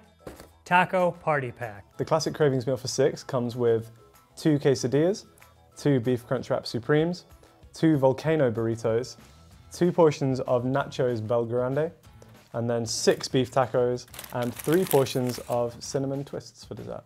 As you can see, it's just 12 tacos. I know that seems very simple, but sometimes simplicity is the best. It's 12 tacos. You can get them either hard shell or soft shell, regular or supreme. At least half of them I know you can get as Doritos Tacos Locos. If you don't know what that is, you'll find it a little bit later here in the US. Let's take a look at some of the nutritional info for Taco Bell, starting with the basics. In the UK, a plain crunchy beef taco is 159 calories and has 308 milligrams of sodium. In the US, our crunchy beef taco is 170 calories. A chicken quesadilla in the UK is a hefty 529 calories. Our quesadilla actually has less calories, only 510, but it still has more sodium. Actually has almost more than half of your daily allowance. Thud. Well, in the UK, a crunch wrap has 578 calories, but shockingly it has 60% of your daily saturated fat allowance. In the US, our hexagram is 530 calories and is about 6 grams of fat less than the one in the UK. But, surprise to no one, ours has more sodium. As is always the case, in the US, you have to look at the beverages. This right here is a large Mountain Dew Baja Blast. This is 30 ounces of a liquid that is the most unnatural green I've ever seen. It glows in the dark. It's so bright when I close my eyes, I can still see it, like when you look at the sun. This beverage has over 420 calories. That is ridiculous. I gotta take a sip. Oh my God. This has roughly 110 grams of sugar. It's an absurd amount of sugar. Oh God, it's like it's horrible, yet I'm addicted to it. So I wanted to see exactly what 110 grams of sugar looks like. And to do so, get on my face. We got this and this. Come on, are you serious? I'm not even halfway there. Yeah, okay, there we go. This is in that. America, this is too much sugar. I get it. This thing, it's just, man. I hate that so much. Let's start with the ingredients for the basics. In the UK, a flour tortilla contains the following: fortified wheat flour, made with wheat flour, calcium carbonate, iron, niacin, and thiamine. Water, vegetable oils, which are palm oil and rapeseed oil, raising agents E500, E450, and E296, sugar, an emulsifier, E471, salt, and a flour treatment agent, E920. Here we go. In the US, our flour tortillas have enriched wheat flour, water, vegetable shortening, which is soybean, hydrogenated soybean, and/or cottonseed oil. sugar, salt, leavings, baking soda, sodium acid, pyrophosphates, molasses, dough conditioner, which is fumaric acid, distilled monoglycerides, enzymes, vital wheat gluten, cellulose gum, wheat starch, calcium carbonate, calcium propionate. That's a tough one. Sorbic acid and/or potassium sorbate. These lists might look quite different, but actually a lot of it's just down to terminology. For example, the UK menu tends to use E numbers, whereas the US menu tends to refer to things by their full chemical names. Yeah, it's a good distinction to make, Harry, but is it better? I don't know. What sounds worse, E450 or pyrophosphates? Pyrophosphates is a scary sounding chemical. E450 sounds like a Star Wars droid. I don't think it really makes much of a difference personally. What about some meat options? Well, in the UK, 72% of the beef is beef, and the rest is made up of beef fat, maltodextrin, tomato powder, paprika, cumin, black pepper, salt, chili powder, garlic powder, onion powder, yeast extract, oregano, cocoa powder, flavor enhancer E635, cellulose, salt, stabilizers E451 and E452. And in the United States, our beef contains beef, Imagine that. Water, seasoning, which is cellulose, chili pepper, maltodextrin, salt, oats, soy, lecithin, spices, tomato powder, sugar, onion powder, citric acid, natural flavors, new set of brackets, including smoke flavor, close them brackets, Tarula yeast, coca, disodium inosite, and, what is this word? Guanylate? Guanylate. Whatever. Looks like it's pretty much the same thing you guys got there in the UK. One thing we need to note about the US Taco Bell menu is that items like the Baja Blast and the Doritos, Tacos Locos, I think the shells, have an ingredient called yellow number 5. Yellow number 5 is not in the UK, of course it's in the US. In the UK, you usually find yellow 5 referred to as tartrazine. It's on a list of 6 chemicals which, when added to food, must contain the following warning. May have an adverse effect on activity and attention in children. And according to the FDA, in some cases, it causes itching and hives in people who eat it. Disgusting. Itching and hives, yep, that's fine. Hey, I ate it growing up, and I'm perfectly fine. I should note that I have a full head of gray hair, and I just turned 23. Here is everything you can only find on the menu at a UK Taco Bell. This is everything you can only get at a US Taco Bell. So we only have the one exclusive taco, and it's this one, which is the crispy chicken soft taco. What it is pretty much just a standard taco with the lettuce, the cheese, the sour cream, but then we've kind of got one of these breaded crispy chicken fillets in the middle as well. First thing, which is right in front of me, I've talked about this twice already, it is the party pack. We've already met the Baja Blast. Oh man, I hate it so much. One thing that I love at Taco Bell, the Doritos Locos Tacos. What is it? It is a taco that the shell is a Dorito. See that? Made out of the same stuff. Now we actually have a bunch of exclusive burrito options in the UK. We'll start with this one, which is the Volcano Burrito. Now apparently this used to be on the menu in the US, but is no longer there. What it is basically just like a beef and rice burrito. There's some sour cream cheese in there as well, and some crunchy tortilla chips. And I think it gets the name Volcano because it's got the lava sauce in there, so it's quite spicy. Yes, Harry, the Volcano Burrito was available in the US for a limited time. It was a promotional menu item for the 1995 box office bomb, Congo, based on the Michael Crichton book. R.I.P. to my boy Michael Crichton. Here we have a beefy nacho griller, which is a fantastic name. What this is just beef and crushed nacho chips with some cheese sauce in a burrito. Here we've got the double cheesy black bean burrito, which, as the name suggests, has 2 types of cheese. It's got the nacho cheese and also the shredded cheese in there, as well as some rice and black beans. Here we have the 7-layer burrito. We have another exclusive crispy chicken option, which is a crispy chicken burrito. And then finally we have the spicy chicken griller. Not bad. It does just kind of taste like something that I could make at home. There's a bunch of burritos. I'm gonna try and figure out what these burritos are without like completely ripping them apart. This right here. Oh, beef quesarito. Somehow they combined a burrito and a quesadilla and is this light brown brick. If you don't want beef, you want to go vegetarian, they also have a black bean quesarito. This looks like 5-layer burrito. I didn't know this until I had to do this video, but there's no 7-layer burrito in America anymore. They took out 2 layers, and I get the 5-layer one. Ugh! What is this? Well, all these just look the same. Grilled cheese burrito. That sounds awesome. I don't like grilled cheese. And these 2 that are left here, one of them is a cheesy bean and rice burrito, and the other one is a burrito supreme. That's one of these 2.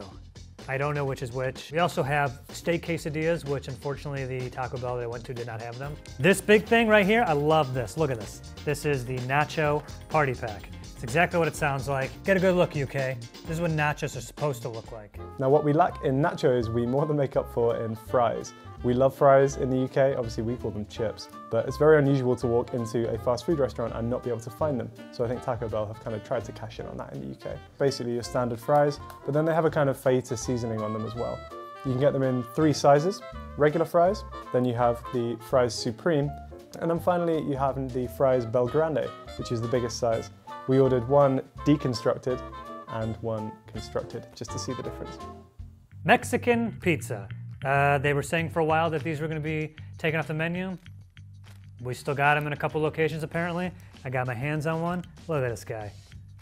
Oh, this right here, the Power Bowl, the protein bowl. This is actually a really good idea for them. It's just all protein, no carbs. Now the only side that seems to be exclusive to the UK is actually just a little bowl of rice. For some reason I couldn't find this on the US menu. If I was wrong, let me know. What everyone in the UK has been waiting for. Taco Bell breakfast, yes! I think of all the fast food breakfasts, Taco Bell's is the best. These are the items that you can get here in America, and they are all great. A cheesy toasted breakfast burrito, the hash brown toasted burrito, the grande toasted breakfast burrito. Another one I want to point out here is the breakfast crunch wrap supreme. Of course, we all know this shape. Hexagon. They're like the regular burritos you would get at Taco Bell, but they have eggs in them. Sometimes they have bacon, a pico de gallo. They're all very good. Very, very good. I'm really sad that we don't have any breakfast items in the UK, but what we do have is churros for dessert. These can be served with a little pot of dulce de leche to dip in. And honestly, I'm shocked that you guys don't have these.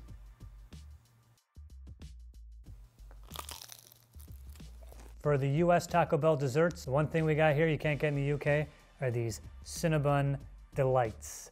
They're like little cinnamon balls. You can get them in either an order of 2 or 12 or any number in between. Oh my God. There's cream inside of these. I was not expecting that. Exclusive drinks in the US. This one is a dragon fruit freeze that was like a Slurpee. You can also get Powerade. They got Fruit Punch Powerade on tap. Right here, pink lemonade. And for the Baja Blast fiends, they also have a Baja Blast freeze. Yuck. In the US, our Taco Bell also has iced coffee and iced tea. From calorie count to portion sizes, we wanted to find out all the differences between Five Guys in the UK and the US. This is Food Wars. So Harry, what did you think of Five Guys? Yeah, I thought this episode was really cool. I really enjoyed learning more about the fries because they appear to be really good value, but if you watch, you'll find out that actually you might not be getting as much value as you think. Yeah, they're not generous, okay? They factor the price of the fries into the extra scoop. When you're buying the fries, you're paying for the fry cup and the extra scoop, they factor it in. Don't get me started on the hot dog. Burgers from a UK Five Guys come in 2 sizes. Five Guys in the US also has 2 burger sizes. Firstly, we have the little, which is just 1 patty. And the regular, which is 2 patties. Now, our patties are supposed to be lighter than the US patties and should weigh 67 grams. We're going to weigh one and find out if that's accurate. So this patty actually weighed 52 grams, which is 15 grams less than what we're supposed to get. According to the US Five Guys website, they say that one of the patties should weigh 94 grams or about 3.3 ounces. We will weigh a hamburger patty in the US Five Guys. That's about 52, 53 grams. It looks like our patties weigh just about the same as the ones in the UK. We're not sure if they measure it before or after cooking. Maybe it's before and then some of the liquid leaves as it cooks. But either way, not quite what we're expecting. This right here is a hot dog from a US Five Guys. And before I measure it, what in the heck is this? Did you know this? They cut the hot dog in half? I hate that they cut this in half. Cursed image. Okay, how long is this monstrosity? 6 1/4 inches for the hot dog. So a hot dog from a UK Five Guys is about 6 inches in length. Now, like the burgers, this has an estimated weight and it should weigh 146 grams if the website's ingredients information is correct. But ours actually weighs 154 grams, so we're actually getting more than expected. Okay, let's weigh this thing before I throw it in the ocean. We're about a hair over 150. Okay, I want to talk to one of the Five Guys. Get me guy number 3 or 4, I don't care. I demand to know what is going on with these hot dogs. A Five Guys chocolate milkshake in the US. I believe it's 12 ounces. Let's see what it actually is here. This one's a little bit more, ooh, a little bit more melted. Wait. Oh yeah, that's way more than 12, buddy. That's way more than 12. It is just over 450 milliliters, almost 16 ounces. This is a milkshake from a UK Five Guys. We're going to measure it to find out how much you get. Oh, look how thick that is. Yes, I want it. Now the UK portion size is advertised as 454 milliliters. We've got just over 400 here. If we scraped around the side, we could probably get a few more in there as well. Now Five Guys in the UK is notorious for overfilling its fry portions. We also get 3 sizes, little, regular, and large. We ordered all 3 and they came in one bag, and here's what we got. Little fries, regular fries,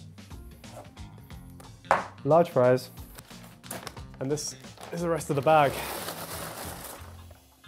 Now we're not sure which of these fries belongs to which of these portions, so we're going to try and figure it out. In the US, we also have 3 sizes of fries at the Five Guys. The small, the regular, the large, and yes, so many more fries. Look at that. So all in all, Five Guys is very generous with the fries. I mean, I guess I'll start by filling each cup and then try and portion this into like vague 3s, I guess. Yes, that sounds right. I don't know if it is, but I'm just gonna follow Harry's lead on this one. So this is roughly what we think would go with each of the portions. Now in the UK, a regular fries is supposed to weigh 414 grams. We're gonna weigh the cup and then also the extras to see if what you get really is a bonus or if it actually all adds up to the supposed total. 165. So first we'll do the scale, right? So this is supposed to be 411 grams. Let's see what we got. What is this, 170? Woof, guys, that's not even close. So our regular cup of fries actually only contained 165 grams, which is less than half of what you're supposed to get. We're gonna weigh the rest of the fries to see if that makes up the difference. So even with all the bag fries, which we assigned to the regular portion, we're still only looking at 276 grams, which is well below the portion size you're supposed to be getting for a regular. Excellent idea, Harry. I will do the same. Now we are up to 275. Still not even, it's supposed to be 411?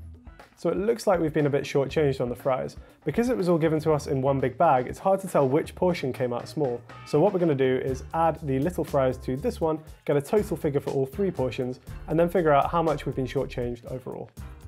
So we've done the maths, and between our large, regular, and little fries, including the bag fries, we only got 830 grams. However, we were supposed to get 1,220 grams, which means we've been shortchanged by roughly a third here. Frygate 2020.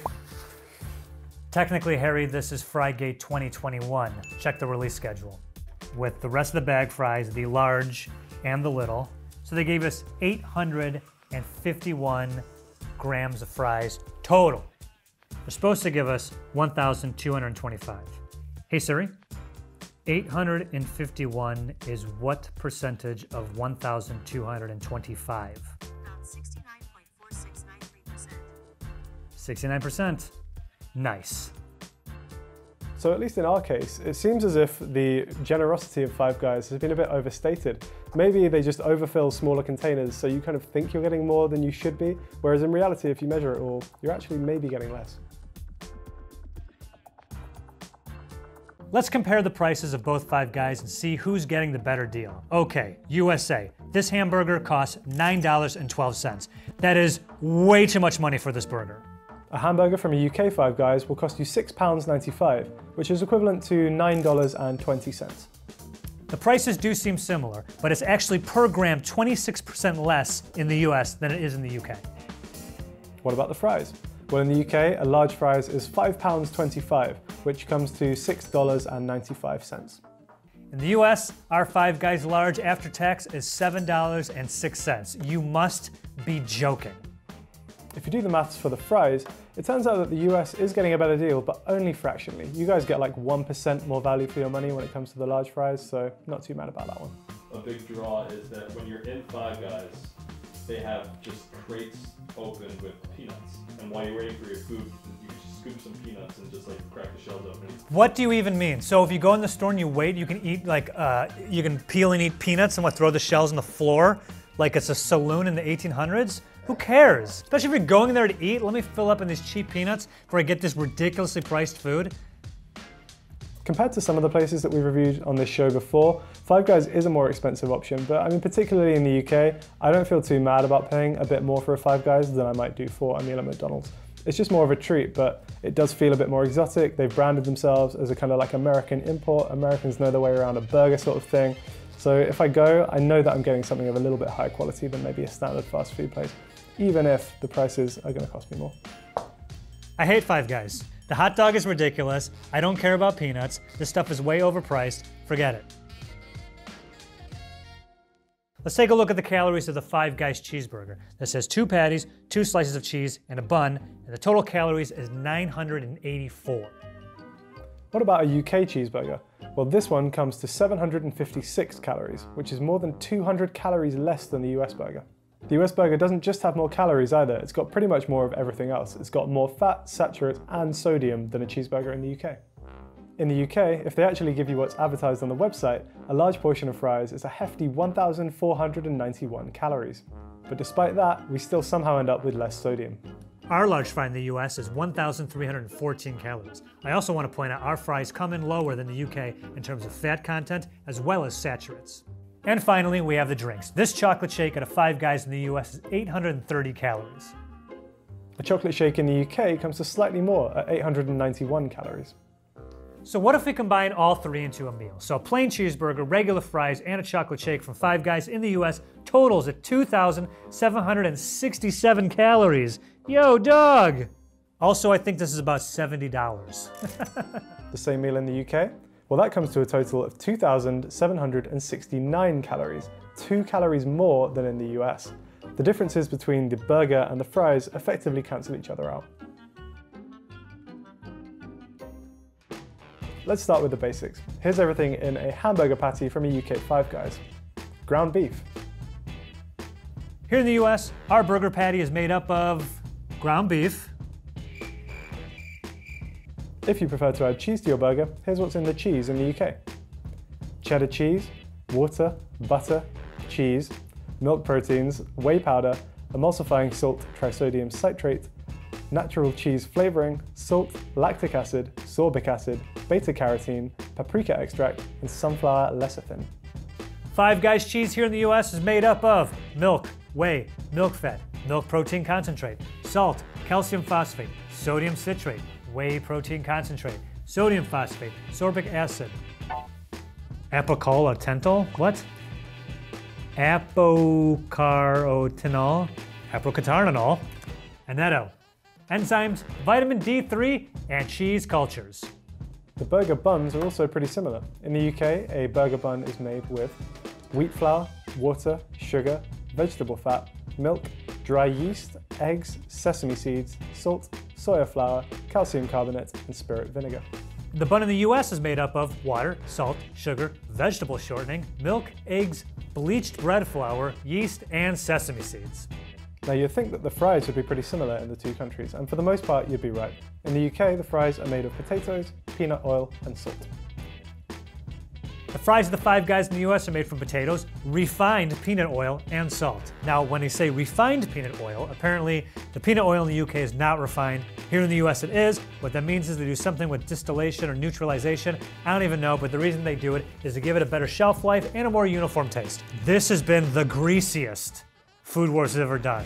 So they are very generous with the peanut oil on the fries and pretty much everything else.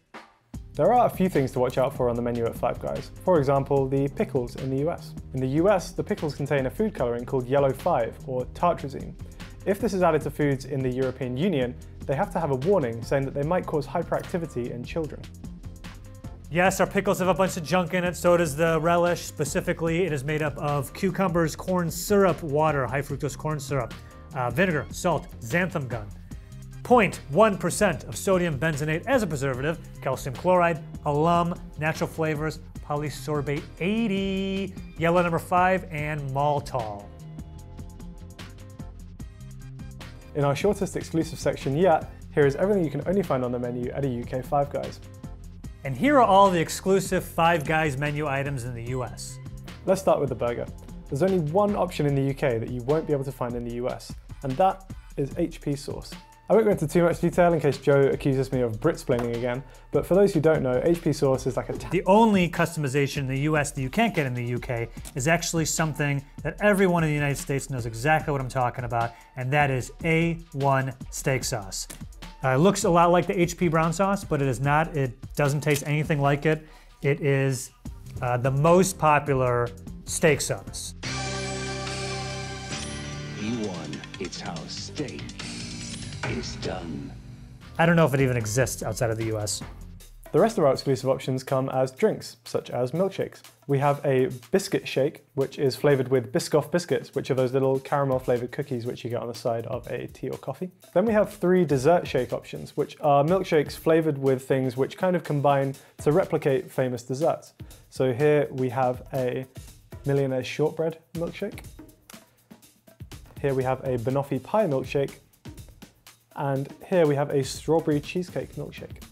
Now for the last thing, the only shake you can get in the US that you can't get in the UK is this. It is a Oreo, listen to me when I say it, let me finish before you start typing, an Oreo double stuff milkshake. Yes, you guys have the Oreo shake there. I think you also have an Oreo cream shake there too, but this is the only Oreo double stuff shake. If you don't have Oreo double stuff in the UK, they're what they sound like, Oreos with twice as much filling. This is the last thing we're shooting today, and I've been waiting for this all day. Holy this is so good. Guys, I'm not playing. This might have turned the tides in how I feel about Five Guys. I'm not kidding. This is so good. I'm finishing this. I don't care how sick it makes me. I'm drinking it. And last but by no means least, in the UK, you can wash your burgers down with a range of beers. Cheers.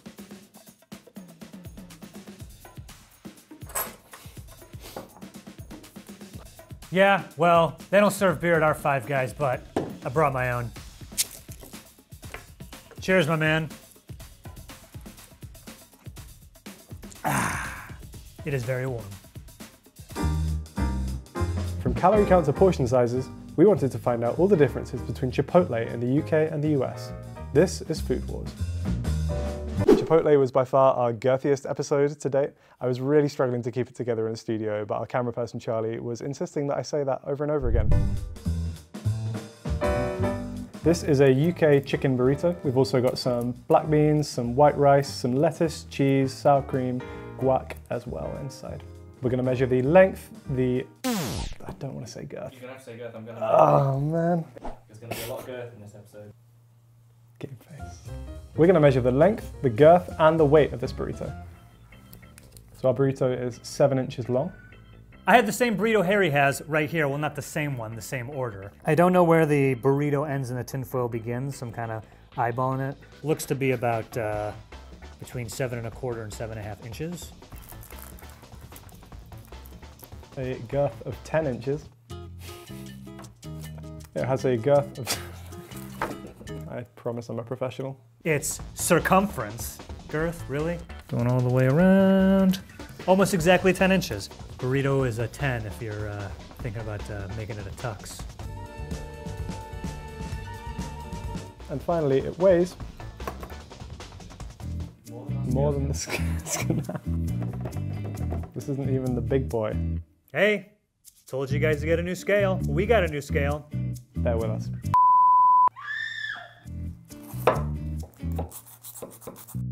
So we're going to weigh this burrito half at a time to see what the total is. Half one, 310, and then this one. Plus I'll get the scraps from the plate. So combined, the two halves of our burrito weighed 597 grams. Chipotle's burrito order weighed, man, that's hefty. That is a hefty boy. In the UK, we can also get our burritos in bowl form. This bowl contains the same ingredients as our burrito, but obviously without the tortilla wrap. Let's weigh it and see what it measures up to. So this one came out to pretty much exactly 500 grams, which even with the bowl factored in is like 100 grams less than the burrito. So this here is that same burrito ingredients in bowl form. Whoa, gonna have to go this way. Oh, wow, I'm really smart. Wait, is it heavier? Wow, So correct me if I'm wrong, but there's more here than there was in the burrito. Finally, we can get our meals in the form of a salad. Now this has all the same ingredients as our bowl, but without the rice. Let's weigh it and see how much difference that makes. Strangely enough, this came to pretty much exactly 500 grams, the same as the burrito bowl. And here is the salad version of that bowl, which was the bowl version of that burrito. Sticking with me so far? Being weighed. I do want to point out this does have white rice on it. I mean, salad is boring and disgusting. I would never get one. In the UK, you can only get one size of chips on the side, and it's roughly this many. Some of these are a little bit fractured, so I will just try and form whole chips where I can. I'm like the Banksy of tortilla chips. Banksy, you've done it again. 29, 30 and a half. At a US Chipotle, you have two sizes of chips. The regular and the large. Regular chips first. That's gonna take forever. All right. 25, 30, 35, the broken ones. A regular bag is roughly 41 chips. Now let's count the large. Yes. 75, 76, nearly double for the large bag of chips at Chipotle. Very nice. In the UK, we can only get one size of guac on the side. It's supposed to be 4 ounces. We're gonna measure it to check if that's the case. Ours was just shy of 4 ounces, so pretty much right. The guac in the US, of course, comes in two sizes as well. And I'm gonna weigh them just to make sure, just to keep them honest. I don't know how much the measuring cup is, so it should be over 4 ounces, if anything. 3.75. That's including the cup, which, correct me if I'm wrong, you do not eat. Skimping on the guac. Don't act like 0.25 ounces isn't that much. If it's not that much, then put it in there. 8 Ozzers. It's a little over 7. Zoom in on that. I want to shame these people. Shame on you, Chipotle. You're already charging us extra for it, and you're also just not giving us as much as we pay for. Tisk. Tisk. And finally, we have tacos. Oh, hell yeah. When we looked at the menu, they were only available in a portion size of 3. In the UK, this taco is 6 inches in length.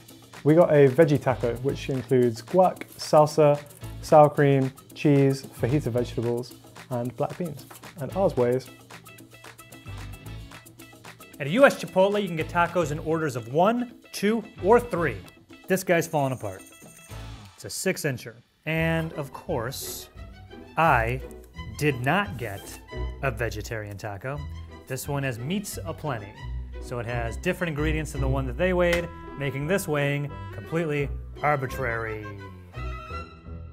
Now this is the biggest burrito you can get at a UK Chipotle. We chose chicken as the base, but then we added every other meat as an add-on, and we've also got all the vegetables and all the sauces. They were a bit reluctant to make this, but eventually they got it done, and it seems to not be leaking, so good job, guys. This right here is the biggest burrito you can get at a Chipotle in the US. So big, in fact, I named it the Big Boy. Got that? Fantastic. Okay, what's in it, you ask? Well, it's a carnitas burrito with double carnitas, and I also got double barbacoa.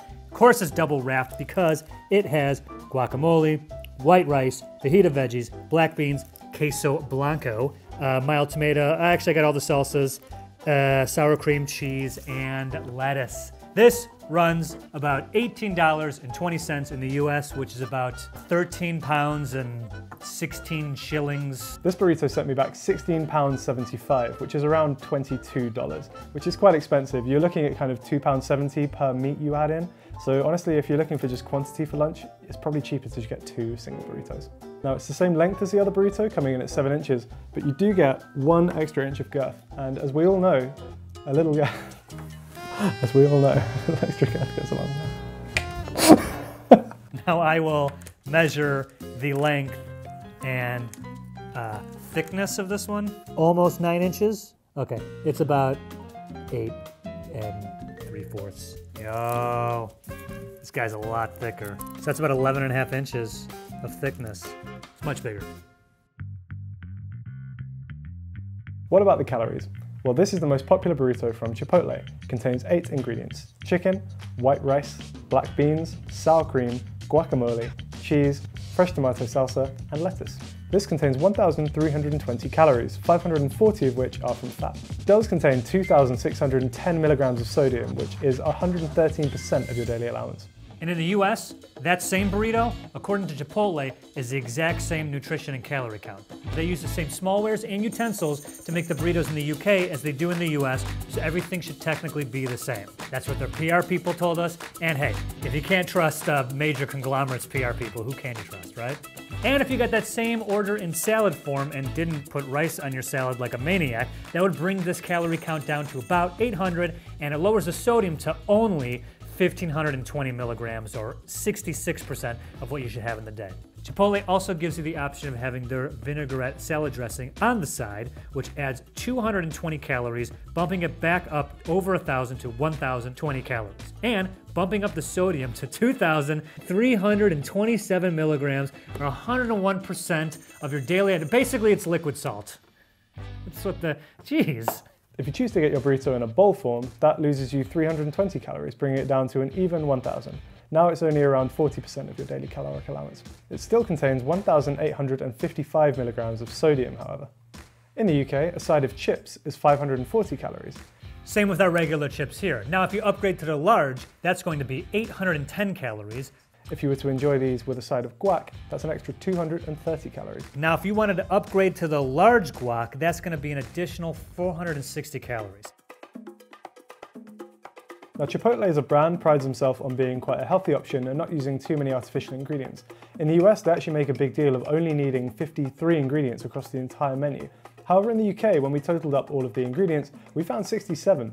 So as you all know if you watch Food Wars, that's kind of unusual that there's more things in the US than in the UK. The only ingredient in the US Chipotle that gave me a bit of pause was something called gypsum. Gypsum is also known as calcium sulfate hydrate, right? Okay, and Chipotle uses that in their tofu process when they separate the chunks from the liquid. Gypsum is also found in drywall, chalk, and shampoo. Of course it is. Now, does the gypsum stay in the tofu, or is it just used for the separating purposes? I don't care. I'm never getting tofu from Chipotle. Put the beast back in front of me. Let's look at some ingredients for the flour tortillas. In the UK, the tortillas contain fortified wheat flour, which is wheat flour, calcium carbonate, iron, niacin, thiamine, water, vegetable oils, palm oil, rapeseed oil, wholemeal flour, salt, and raising agents, sodium carbonates, diphosphates, and malic acid. In the US, our flour tortilla only has 4 ingredients: wheat flour, water, canola oil, and salt. That's it. Now I know how Joe feels when we film pretty much all of these episodes, because it's not very nice to have that many things in your food, knowing that the other side doesn't. Like, why do we need it but they don't? It's weird. Now, given the fact that we have way more ingredients in the UK than in the US, it does beg the question as to why the calorie count for the tortillas is the same. We did reach out to Chipotle for an explanation, but unfortunately at the time of recording they hadn't got back to us. Besides the tortillas, a lot of the other fillings in Chipotle have pretty similar ingredients lists in the UK and the US, maybe with some minor differences in the spices used. For example, the chicken in the UK is flavoured with chicken, water, chile de arbol and jalapeno, cumin, garlic, oregano, black pepper, sea salt and sunflower oil. Whereas our chicken is chicken, obviously, water, chipotle chili, cumin, garlic, oregano, black pepper, salt, distilled vinegar, and sunflower oil. All words I can pronounce. Huzzah! Our guacamole is pretty simple. It only has 6 ingredients: avocado, red onion, jalapeno, citrus juice, sea salt flakes, and coriander, which is what we call cilantro, and we're definitely right. US guac is very similar: avocado, cilantro, or coriander, whatever it's called, jalapenos, lemon juice, lime juice, onions, and salt. A serving of white rice in the UK is made of long grain white rice, bay leaf, sunflower oil, coriander, citrus juice, and sea salt flakes. And our white rice in the US contains white rice, bay leaf, cilantro, lemon juice, lime juice, rice, bran, oil, salt, and water. Finally, our Monterey Jack cheese contains milk, starter cheese culture, sea salt flakes, and enzymes. Don't know which enzymes, just enzymes. The concept of enzymes. Whereas our cheese contains cheese curds, nope, cheese cultures, milk, salt, and vegetable rennet. Rennet? Rennet. I don't know what that is. Here is everything you will only find on the menu at a UK Chipotle. And these are all the US exclusive items at Chipotle. Now we only have one exclusive food item on the menu in the UK, and that is the protein pump bowl.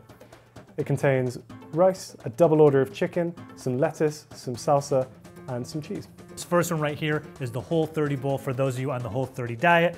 In the middle, cheat sheet number 2, this is the Paleo bowl, and that is a chicken salad with guacamole, lettuce, fajita veggies, chicken, and the medium green salsa. And the last bowl over here is the protein pump bowl. It's got all that stuff in it.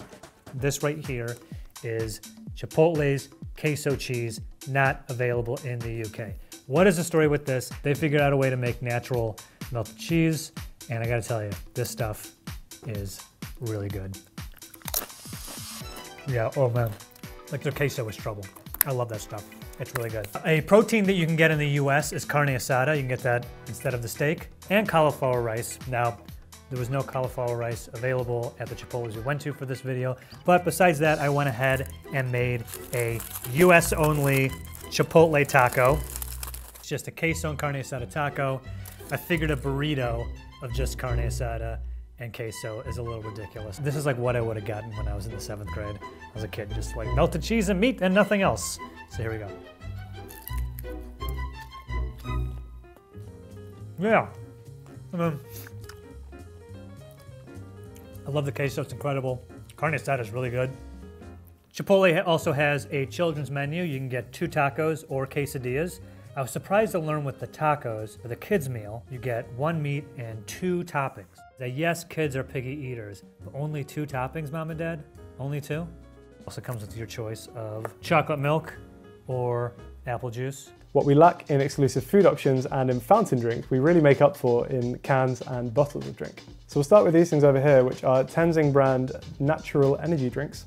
It's kind of like when you want a Red Bull / coffee, but you don't want the guilt associated with it. Then we have this very fancily named Fentimans, which is kind of like a sparkling water flavored with elderflower. Personally, not a huge fan of elderflower, but some people are, and that's okay. Next, we have this turmeric and mango nourish from Humble Warrior. Next up, we've got these cans of Dash water, which I think they're just water that's kind of lightly flavored again. We have orange juice, we have Berry Set Go, and we have Wonder Green if you want something nice and healthy. Chipotle's kind of gone for a fancier vibe with these by the looks of things. These are all kind of the fancier brands. At the end of the day, they are kind of just sodas, but they're ones that are just a bit more upmarket than you might normally find. A personal highlight is that Chipotle in the UK sells San Pellegrino. I don't know if you guys have this in the US, but it's basically like a brand of sparkling fruit juices. I really love their lemonade. It's like really tangy and acidic. And then finally, if you want to, you can finish off your meal with a beer. So it looks like the ones over there in the UK are pretty much different than ones we have in the US. And this is not even all of them.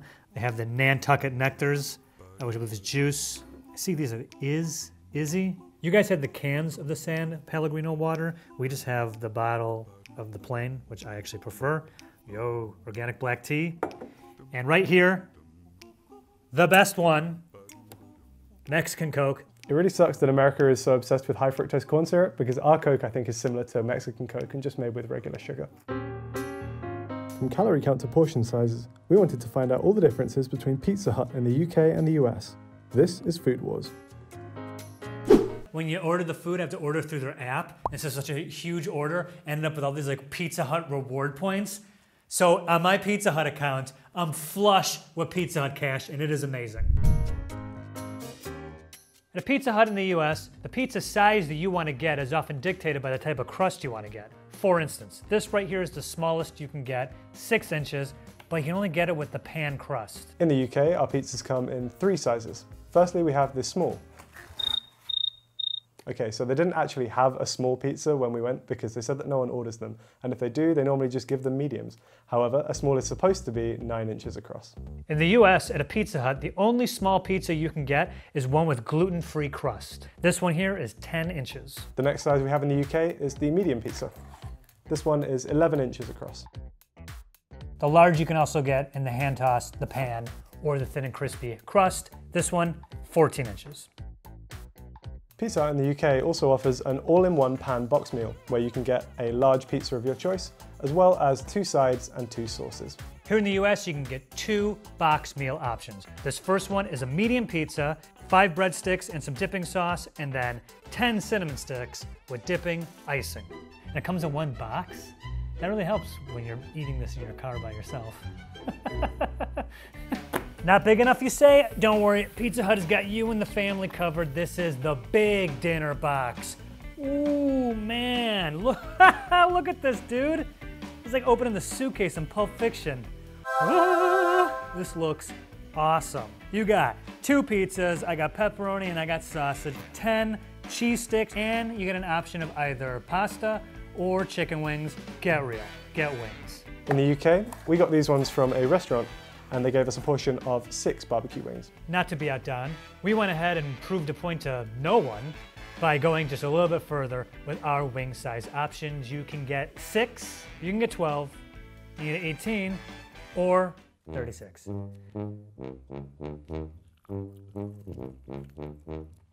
Lemon pepper? Nope, I don't like that.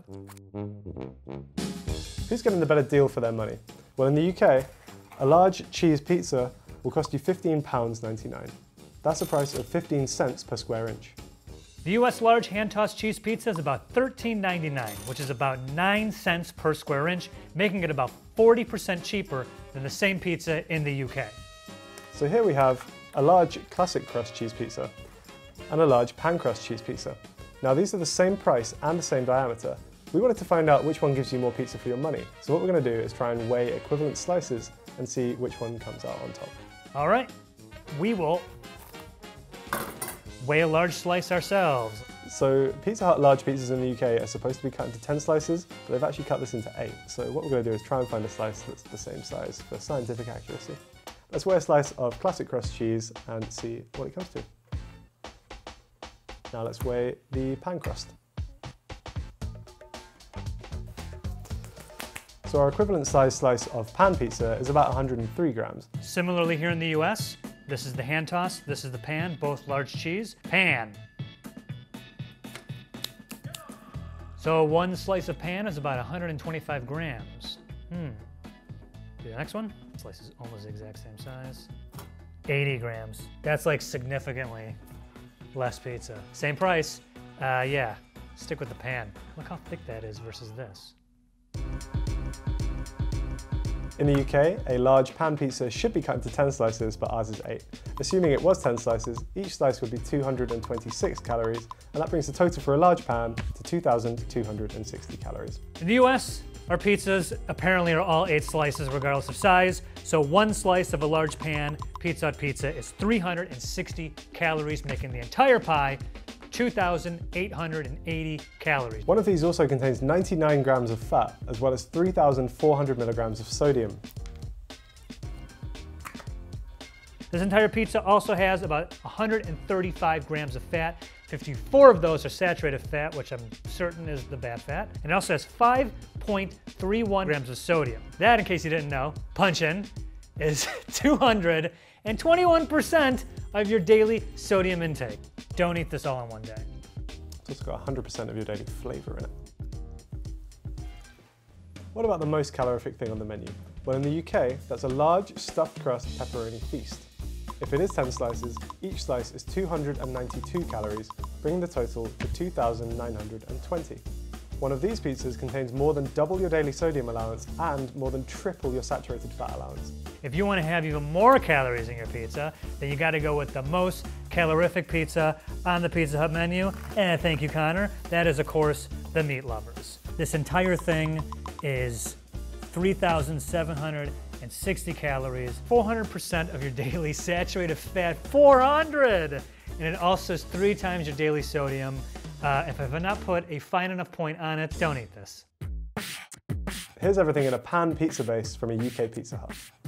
Wheat flour, water, yeast, baker's yeast, rehydrating agent E190, vegetable rapeseed oil, salt, premix, salt, calcium sulfate, emulsifiers E481, E472, E471, flour treatment agent E300, enzyme alpha amylase, xylanase, glucose oxidase, protease, cellulase, sugar, flour treatment agent, ascorbic acid, E300. In the US, our pan dough has enriched flour, which is bleached wheat flour, malted barley flour, niacin, furious sulfate. Don't mess with that sulfate, he's pissed. Thiamine mononitrate, riboflavin, folic acid, water, yeast that contains 2% or less of salt, soybean oil, vital wheat gluten, sugar, enzymes, ascorbic acid, sodium sterol lactite, lacthalite.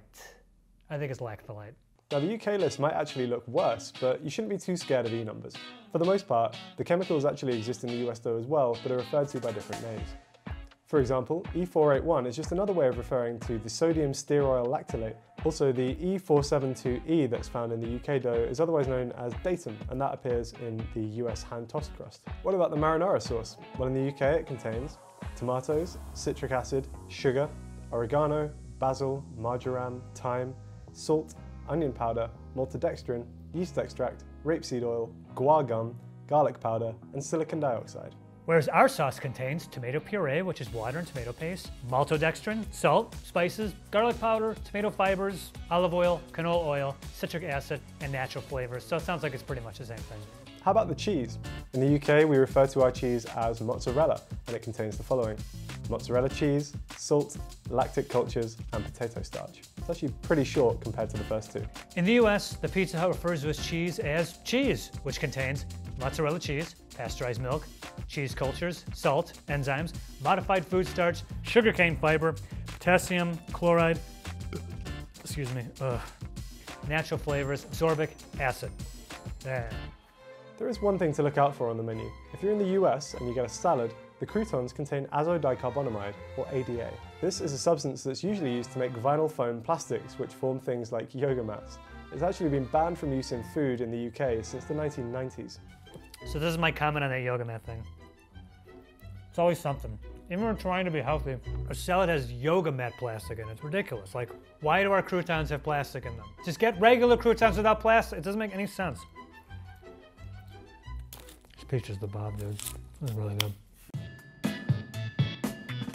Here is everything you can only find on the menu at a UK Pizza Hut. We've got quite a few exclusives. And these are all the exclusives you can only get at a US Pizza Hut. So I'm not sure if it's like this in the US, but in the UK, Pizza Hut's operations are kind of split into two halves. You have a bunch of restaurants where you will go and have a sit-down meal, and then you also have a bunch of carry-out locations which just do delivery orders. The menus are actually slightly different depending on where you get your food from. The brown ones are actually from a sit-down restaurant, and the red ones are from a takeaway restaurant. We wanted to get a selection of both to see all of the foods you can get from UK Pizza Hut. Per what Harry was talking about before, places for carry-out versus delivery only, I have no idea. I just went on the website and ordered it, and this showed up, so. Let's start with the exclusive pizzas. So across these few pizzas, we have pretty much all of the exclusive customizations available in the UK. We'll start with some of the doughs. On the left, we have our gluten-free option. I think there actually is one of these in the US, but it could be fun to compare. Ours looks pretty standard from the top. My personal favorite is here, which is the cheesy bites crust. So instead of just a standard crust, they get twists of dough and fill them with cheese, and then layer those around the outside. Here we have a sprinkled kind of like herby, cheesy situation on the crust. I've never had this one before. I think it's quite new, but it looks and smells pretty good. And then finally, we have a vegan stuffed crust option, which is great because you shouldn't be robbed of extra cheese just for being vegan. Right in the center here is the US exclusive Pizza Hut pizza.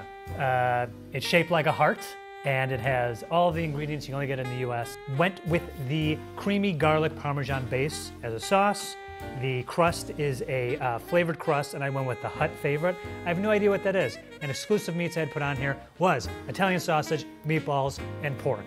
Also has banana peppers. Shaped like a heart. Why it's all year round and not just on Valentine's Day is beyond me, but apparently you can do this. Nothing says romance like a heart-shaped pizza. How do you cut that thing though? It seems like getting even slices out of that would be an absolute nightmare. Look what I brought. All right, so I guess I will just do, right? Come on.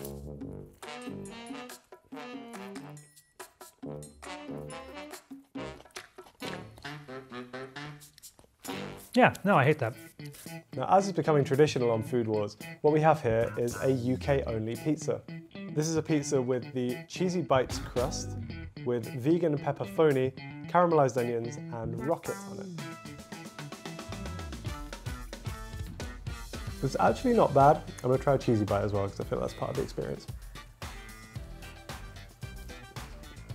I think this is the first UK-only creation we've made that I can actually endorse. It's actually pretty good. The vegan pepperoni, I've got to say, is actually good. The texture's pretty much there. It's like quite salty, a little bit of spice to it. And the cheesy bites, like, it does make it a little bit harder to hold because it's like, what are you supposed to hold on to? But they themselves are actually really tasty. So yeah, thumbs up for the UK only. Pizza Hut's most infamous menu items is their take on the calzone, aka the pizzone, P''Z''O''N'.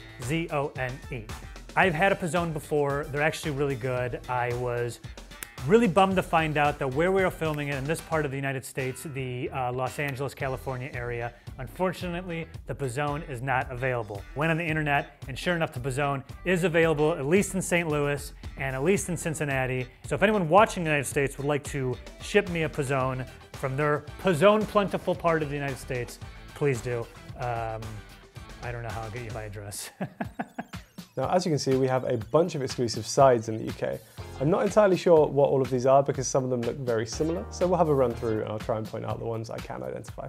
So at the back here, we've got some potato wedges. I'm never really sure why restaurants offer potato wedges because to me, they're just worse than fries in pretty much every metric. Then we've got a bunch of different chicken options. We've got these kind of like chicken strip things here. We've got these kind of like spicy looking nugget things. We've got these herby looking nugget things. And then we've got some plain looking nugget things. As well as these like, I think southern fried bites. Apologies to actual Southern Americans because I'm sure they are an abomination. Here in America, we have something called Wing Street. What I understand, Wing Street was a separate business or separate restaurant chain that is owned by the same brand, and therefore you can get Wing Street wings when you order from Pizza Hut. Anyway, we have a bunch of different sauce options, like we have honey barbecue, buffalo, which can be mild or medium or burning hot, garlic parmesan, and of course, what was this one that I hate? Lemon pepper, which I don't like. You can also get a Hawaiian teriyaki, a spicy garlic, a Cajun-style dry rub, or you can just get these bad boys naked. Oof. Worst time to burp there. Why do all the Wing Street containers look like Death Stars? That seems like a suboptimal way to transport your food. It's like a half ball, and then the lid is like another ball. Sauce talk. Sauce talk. You can also get exclusive sauces on the side. For instance, blue cheese. Get yourself some ranch, cup of marinara, and the buffalo sauces of various temperatures, honey barbecue sauce. Sides of sauces, we got you covered. Outside of that, we've got some nachos. We've also got these like cheesy bites, which are just triangles of cheese that get breaded and deep fried because I guess cholesterol isn't a thing anymore. We've also got some onion rings. We've got some corn cobs. We have cheesy garlic bread, regular garlic bread, and we also have mac and cheese. But it turns out you can also do that with mac and cheese. Also, Wing Street fries. Just orders of fries that looks like you can get pretty much the same flavors as the wings when they toss them in the same sauce. Use your lemon pepper. Ooh, that was good. I don't like lemon pepper, I'm finding out. Something I thought every Pizza Hut around the world had, apparently not, are breadsticks. Looks like 5 sticks. Joe, we went over this in the Papa John's episode. That is not a breadstick. And you can also get cheesy bread, which is like breadsticks, but they bake them with cheese on top of them. This is the chicken Alfredo. Is this just how they packed it? There's a buffalo sauce and a barbecue sauce in here. Why? These guys right here, I'm probably gonna pronounce them wrong. Okay, papas. Like tater tots? Yeah. We also have a bunch of exclusive desserts at UK Pizza Huts. If you're eating in a restaurant, you have a few options, including one of these brownie slices. This is actually a vegan vanilla cheesecake, which looks and smells really good, I've got to say. And then you have a cookie dough thing, which usually comes with a little scoop of ice cream as well. And the desserts. We're almost done, people. This thing right in front of me are Cinnabon mini buns. This is the ultimate Hershey's chocolate chip cookie. If you're getting delivery from Pizza Hut in the UK, there are also some exclusive options. This is another sort of giant cookie dough situation. Bites of Ben & Jerry's cookie dough. Again, it's usually served frozen, but they've now unfortunately defrosted. And then they have some branded ice creams as well. We got their triple chocolate brownie. Last but not least, cinnamon sticks with a lot of icing. You know I gotta do it.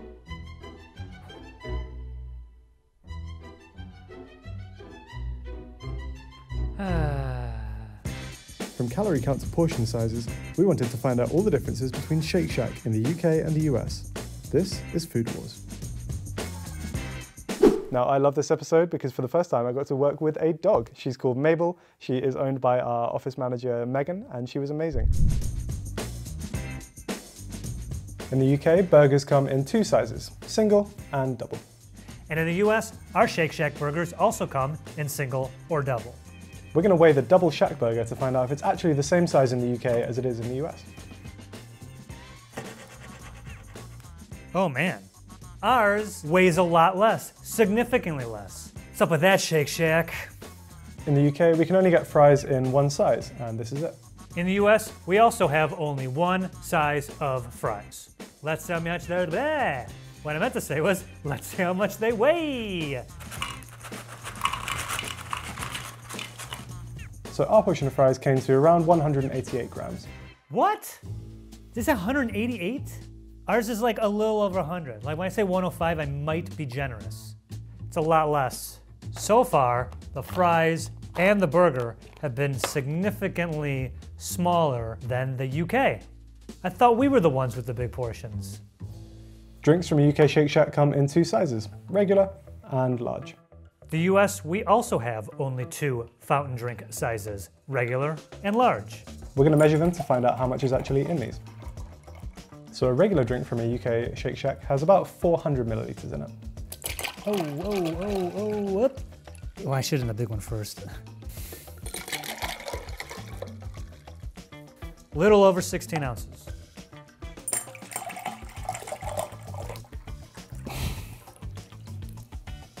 It fits, that's good. It has gone slightly over the scales. I'm gonna, in my infinite wisdom, assume that's around 600 milliliters, give or take a few. So that's 16. Jump to the little guy. 6.5. 16 plus 6 is 24, right? 22? And we'll give it a half, so 22.5 fluid ounces for the large. Milkshakes in the UK only come in 1 size. We're not sure what it is, so again, we're going to measure it. In the US, our shakes also come in 1 size. I mean, this thing might be to the line 16 ounces. Uh-oh. Got some bad news, Connor. Looks like it's a little under 16 ounces. Importantly, in the UK, you can also get beer from Shake Shack. This normally comes in a serving of 1 pint. However, unfortunately, due to the reduced menu from the pandemic, we couldn't get one today. The Shake Shacks in the US are still serving beer, so the ones we got to go were cans. Got the 12 ounce and the 16 ounce. I'm gonna assume, since it's the same size cup, that this is a pint. Fun pint fact for you, our pints in the UK are actually bigger than your pints in the US. We use imperial measurements, and our pints are around 19 ounces, whereas yours are 16. If all pints were magically half the size, I'm just drinking twice as much. I've never stopped to think how many fluid ounces is in a beer. It's like, get me out of here. What about hot dogs? Well, a hot dog from a UK Shake Shack is 6.5 inches long. What in the heck is this? They cut the hot dog in half? Cursed image.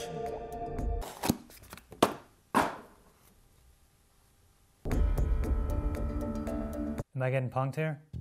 First Five Guys and now Shake Shack? I get it, I'm fighting a losing battle against normal hot dogs. Yeah, I mean, Five Guys reached out to me. Haven't heard back from them though at the recording of this. Shake Shack, you're on the list now too. You're on the list now too. I wanna know what's going on with these hot dogs. I did not bring the tape measure, but the good people at Apple have an app that measures stuff for us. This shoot, of course, is sponsored by Apple.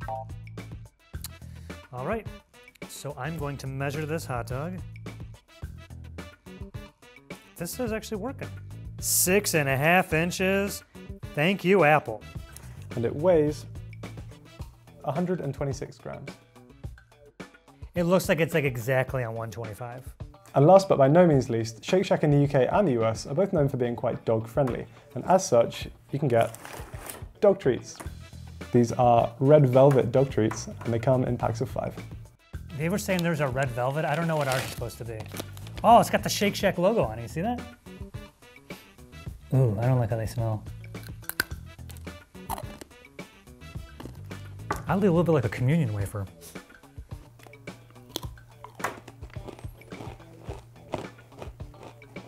I'm not getting red velvet. Now we're going to get the expert opinion on dog treats.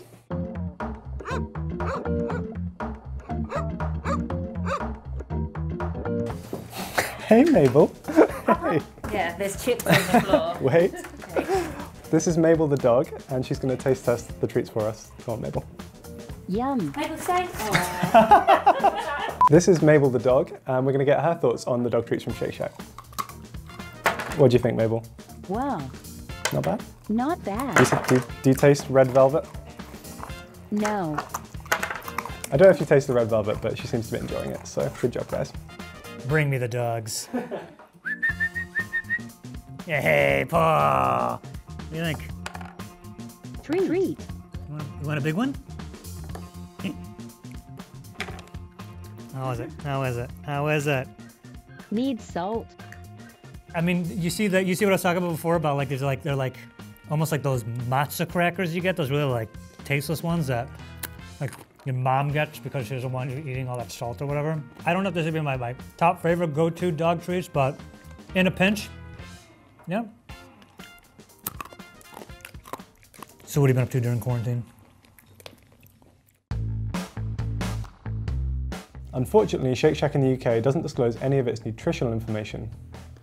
However, we can get nutritional information in the US. So let's start with the calories in a standard meal. If you get the double Shack burger and the fries and a chocolate shake, you're looking at 2,010 calories, which is just a little bit over your entire daily recommended allowance. So just eat this every day once. What if you're in the mood for something even unhealthier? Well, this right here is the Double Smoke Shack Burger, and it's the most calorific standard burger at Shake Shack. Clocks in at 870 calories, just the burger. This is also the menu item with the highest fat content. In the US, one of these contains 57 grams of fat, which is 73% of your daily allowance.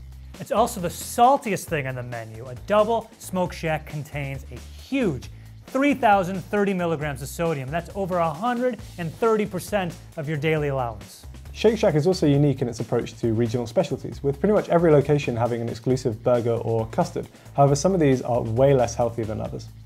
For example, the least healthy burger found on any Shake Shack menu is a Lockhart Link burger. This is exclusive only to Austin, Texas. So listen up, all you relocating tech bros and Joe Rogan. This is a burger with jalapeno cheese, shake sauce, pickles, and a sausage link from Perez Market in, you guessed it, Lockhart. If you get one of these as a triple, it contains over half of your daily calories, more than 100% of your daily fat, and almost double your daily sodium. But the most calorific item found on any Shake Shack menu actually isn't a burger, it's something called the Double Down fries. They are found only in Vegas. Double Down, got it? Okay. And they contain 1,910 calories. Those fries alone are 95% of your daily allowance. I mean, give me a break. You're in Vegas, like you care at all, right? Give me the fries, I just lost my fortune. Unfortunately, Shake Shack in the UK also doesn't disclose its ingredients. Bit shady. What's going on there, guys? Give us some info to work with. And that's also the case here in the US. We've reached out to them to see if they'd make an exception, but they could not help us out. What we can get is a list of allergens, and it has a couple of fun things to note. For example, there is a significant risk of there being traces of seafood in our banoffee concrete, and there are also sulfites in our chicken bites and in the Shack sauce. We may or may not also have shellfish in our Shroom Burger, Shack Burger, Shack Stack, and Smoke Shack. So there's no potential seafood in the UK equivalents of these burgers, so I have no idea why there might be shellfish in ours here in the US. I couldn't even guess why. But in better news, all our Shake Shacks US beef is freshly ground 100% Angus beef that's free from hormones and antibiotics, and the buns are non-GMO. Here is everything you can only find on the menu at a UK Shake Shack. Here are all the US exclusive Shake Shack items you cannot get in the UK. Let's start with the burgers. Here we have the Shackmeister burger. Now this is a double version. It comes with beef patties, cheese, Shack sauce, and then some crispy ale-marinated shallots. Yes, we pronounce it shallots. That's the correct way to pronounce it. You guys are wrong. For a limited time in the UK, we can also get a spicy version of the chicken sandwich, which is the hot chicken sandwich. This comes in hot or extra hot if you're feeling bold. we would usually be able to get some more exclusive hot dog options, including a Shack Cargo dog, which I think you might be able to get as like a secret menu item in the US, and also a Shackmeister sausage, which is kind of like a hot dog but with a Cumberland-style sausage, which is something that's kind of popular here in the UK. But unfortunately, due to the reduced pandemic menu, we weren't able to get these. Harry, you know my feelings about the hot dogs. You know my feelings about hot dogs in general. And I will say, as someone who was born and raised in Chicago, I would love to try the Chicago hot dog at the UK Shake Shack. So when I come to visit, that'll be our first stop. Now, on top of the limited edition hot chicken burger, we can also currently get some hot chicken bites, as well as some spicy fries. So the only two sandwiches that we were able to get our hands on that are exclusive to the US and not in the UK are the grilled cheese and the Korean chicken sandwich. Okay, first things first, this grilled cheese. Look at this thing. Did you sit on this too? This is ridiculous. I wouldn't pay $1 for this. It looks like they took 2 buns, put cheese in it, and then, I don't know, ran over it with a steamroller or something? Why is this so thin? What does look actually bomb is this, the Korean chicken sandwich. Yo, yes, yes to this. Oh my goodness. With the kimchi, I'm telling you. You want that. Also, a thing the Shake Shack in the US has you can't get in the UK are the breakfast sandwiches. We're shooting this like at 4 p.m., so surprise to no one, the breakfast sandwiches were not available. But usually, if you get there, I'm assuming before 10:30 or 11, you get a bacon, egg, and cheese, sausage, egg, and cheese, and just an egg and cheese. Check them out. I have no idea if they taste good or not. Also, a thing you can get in the US is cheesy bacon fries, but this has been sitting for more than a minute. Oh my God, I think it's gonna come out like a disc! Oh God. I wanna make this perfectly clear. This is not an indictment of Shake Shack quality. This has been sitting for, what, at least 2 hours? I mean, it's bacon and cheese on fries.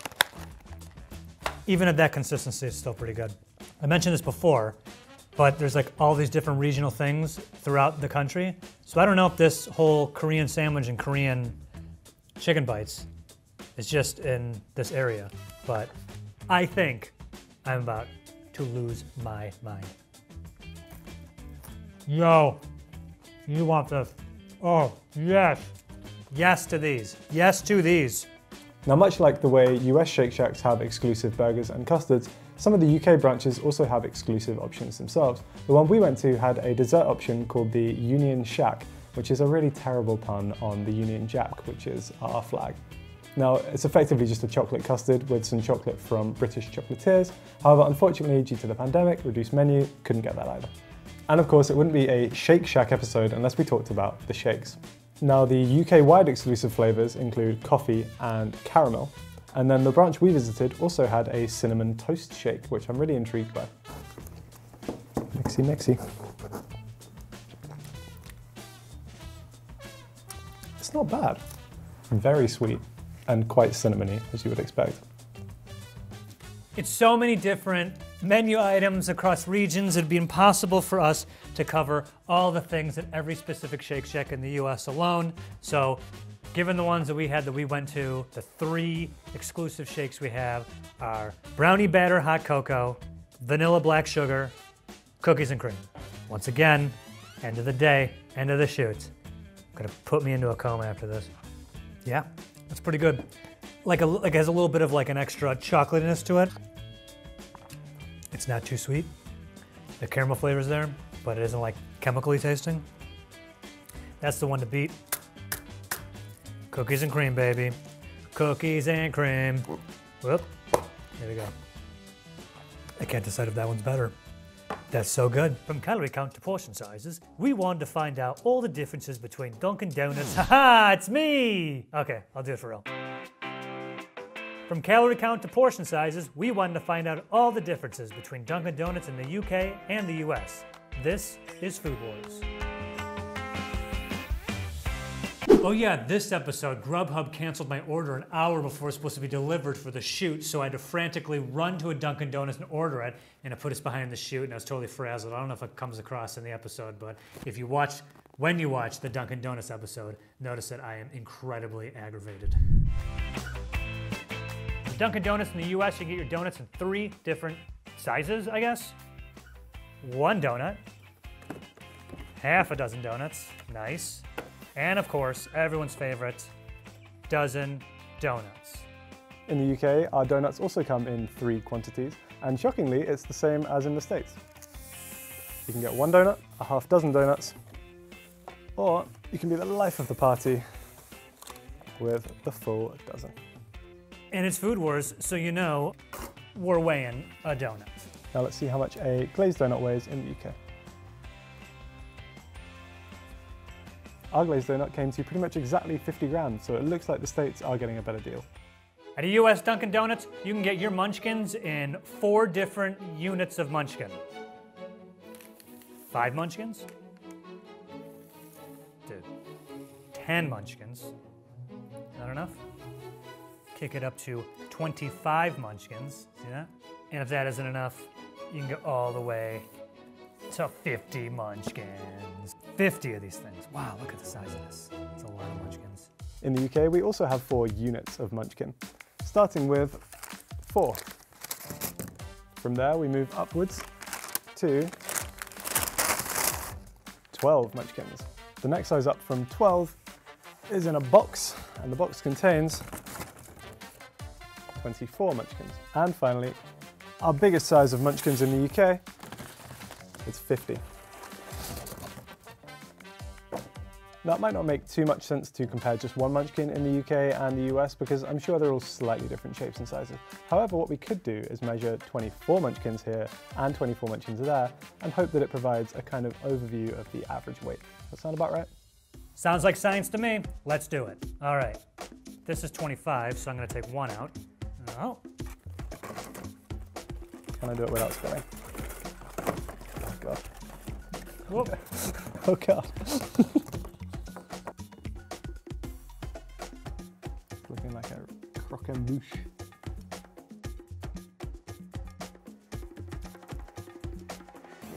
Well, how is that so good? Okay, Munchkin challenge number 1. How many munchkins can I fit in my mouth at one time without dying? I'm not ready.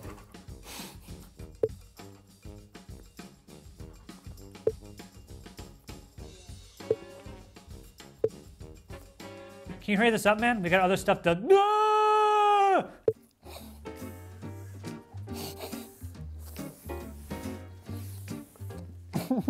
If you guessed 7, you were roughly right. Although I feel like I slightly cheated because I almost died. In the US Dunkin' Donuts, our hot coffees come in 4 sizes. Small. In the UK, our hot coffees come in 2 sizes, regular and large. Large. And extra large. The Dunkin' Donuts US website says that their large hot coffee is 20 ounces. Got a measuring cup here. Let's find out if that is true. Now, full disclosure, and the car right over here had a little bit of a spillage, so I'm gonna give this one, we'll say a 2-ounce leeway. Should be 20 ounces, might be 18. Yo! Okay, that's 16. 4 more ounces.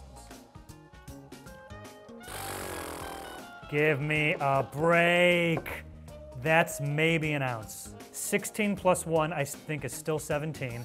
There is no way there is this much of coffee on my car seat. Let's generously add 2. 16, 17, 18, 19.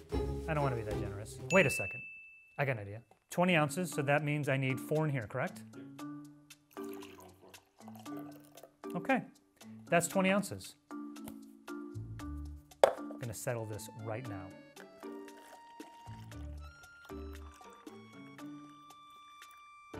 Okay, there's 16 in a cup, plus 4, you know what's about to happen. You ready?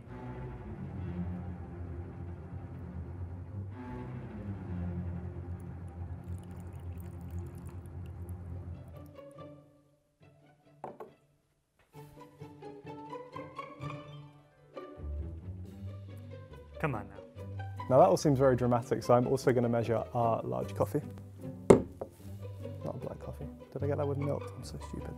I just remembered I put milk in the large, so we're going to measure it anyway and see what happens. looks pretty much exactly 16 ounces. Iced coffees in the UK also come in two sizes, regular and large. At a Dunkin' Donuts in the US, we have 3 iced coffee sizes.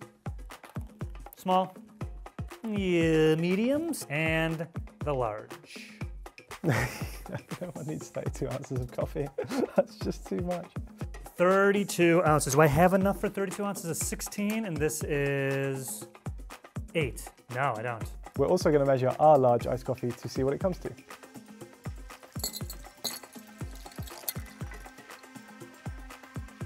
So a large iced coffee in the UK came to 18 ounces.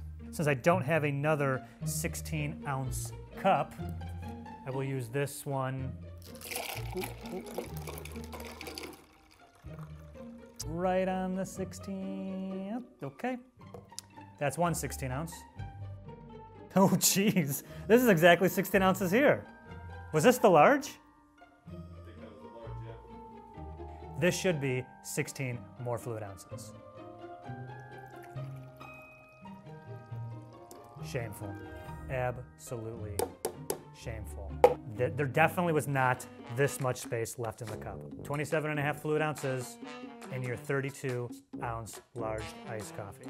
It's still almost to the, I mean, our PA just pointed out that maybe the density is different right when you put exactly the most frozen ice. Maybe. Let's ask someone who's a scientist. Not a scientist, but that won't change everything, and you guys are still kind of getting a bit shortchanged. It's just because the density of the solid or the liquid might change, the actual amount of liquid in there is still going to be the same, so it should all balance itself out eventually. At the US Dunkin' Donuts, the largest single food item you can get is this 2 dozen donuts, and the largest drink you can get is a box of Joe. Look at this. I think that's about 100 fluid ounces of coffee. I've always wanted to do this. I mean, it's like really hot in here. Okay. Just set this down in my seat and be like, this is my coffee.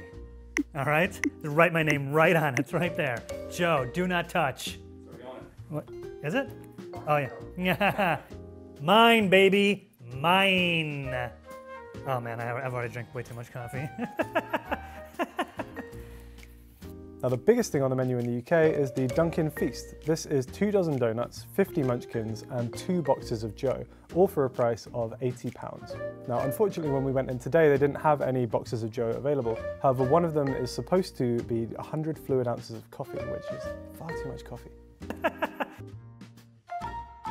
This here is a US glazed Dunkin' donut. It is roughly 360 calories, has 22 grams of fat, 10 of those are saturated, 420 milligrams of sodium, 39 carbs, and 18 grams of sugar.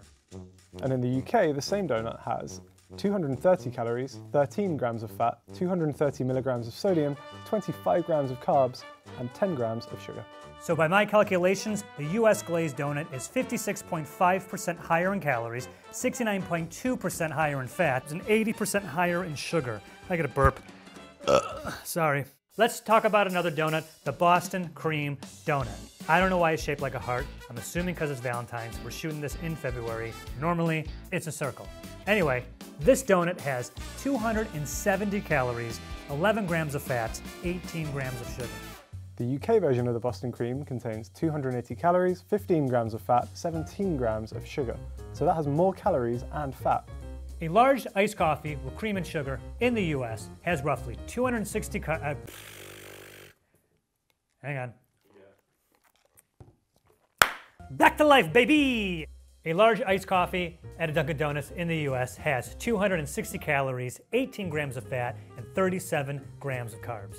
That seems like a lot, doesn't it? In the UK, a large Dunkin' coffee with cream and sugar comes to 190 calories with 9.1 grams of fat and 30.4 grams of carbs. If we break it down by fluid ounce, it turns out the US is higher in every metric except carbs. Just look at all that data. Think about adding a flavor pump to your coffee. In the US and the UK, you can get vanilla, caramel, hazelnut flavors. On average, in the US though, when you add those pumps, you are adding 165 calories, 38 grams of carbs, and 37 more grams of sugar.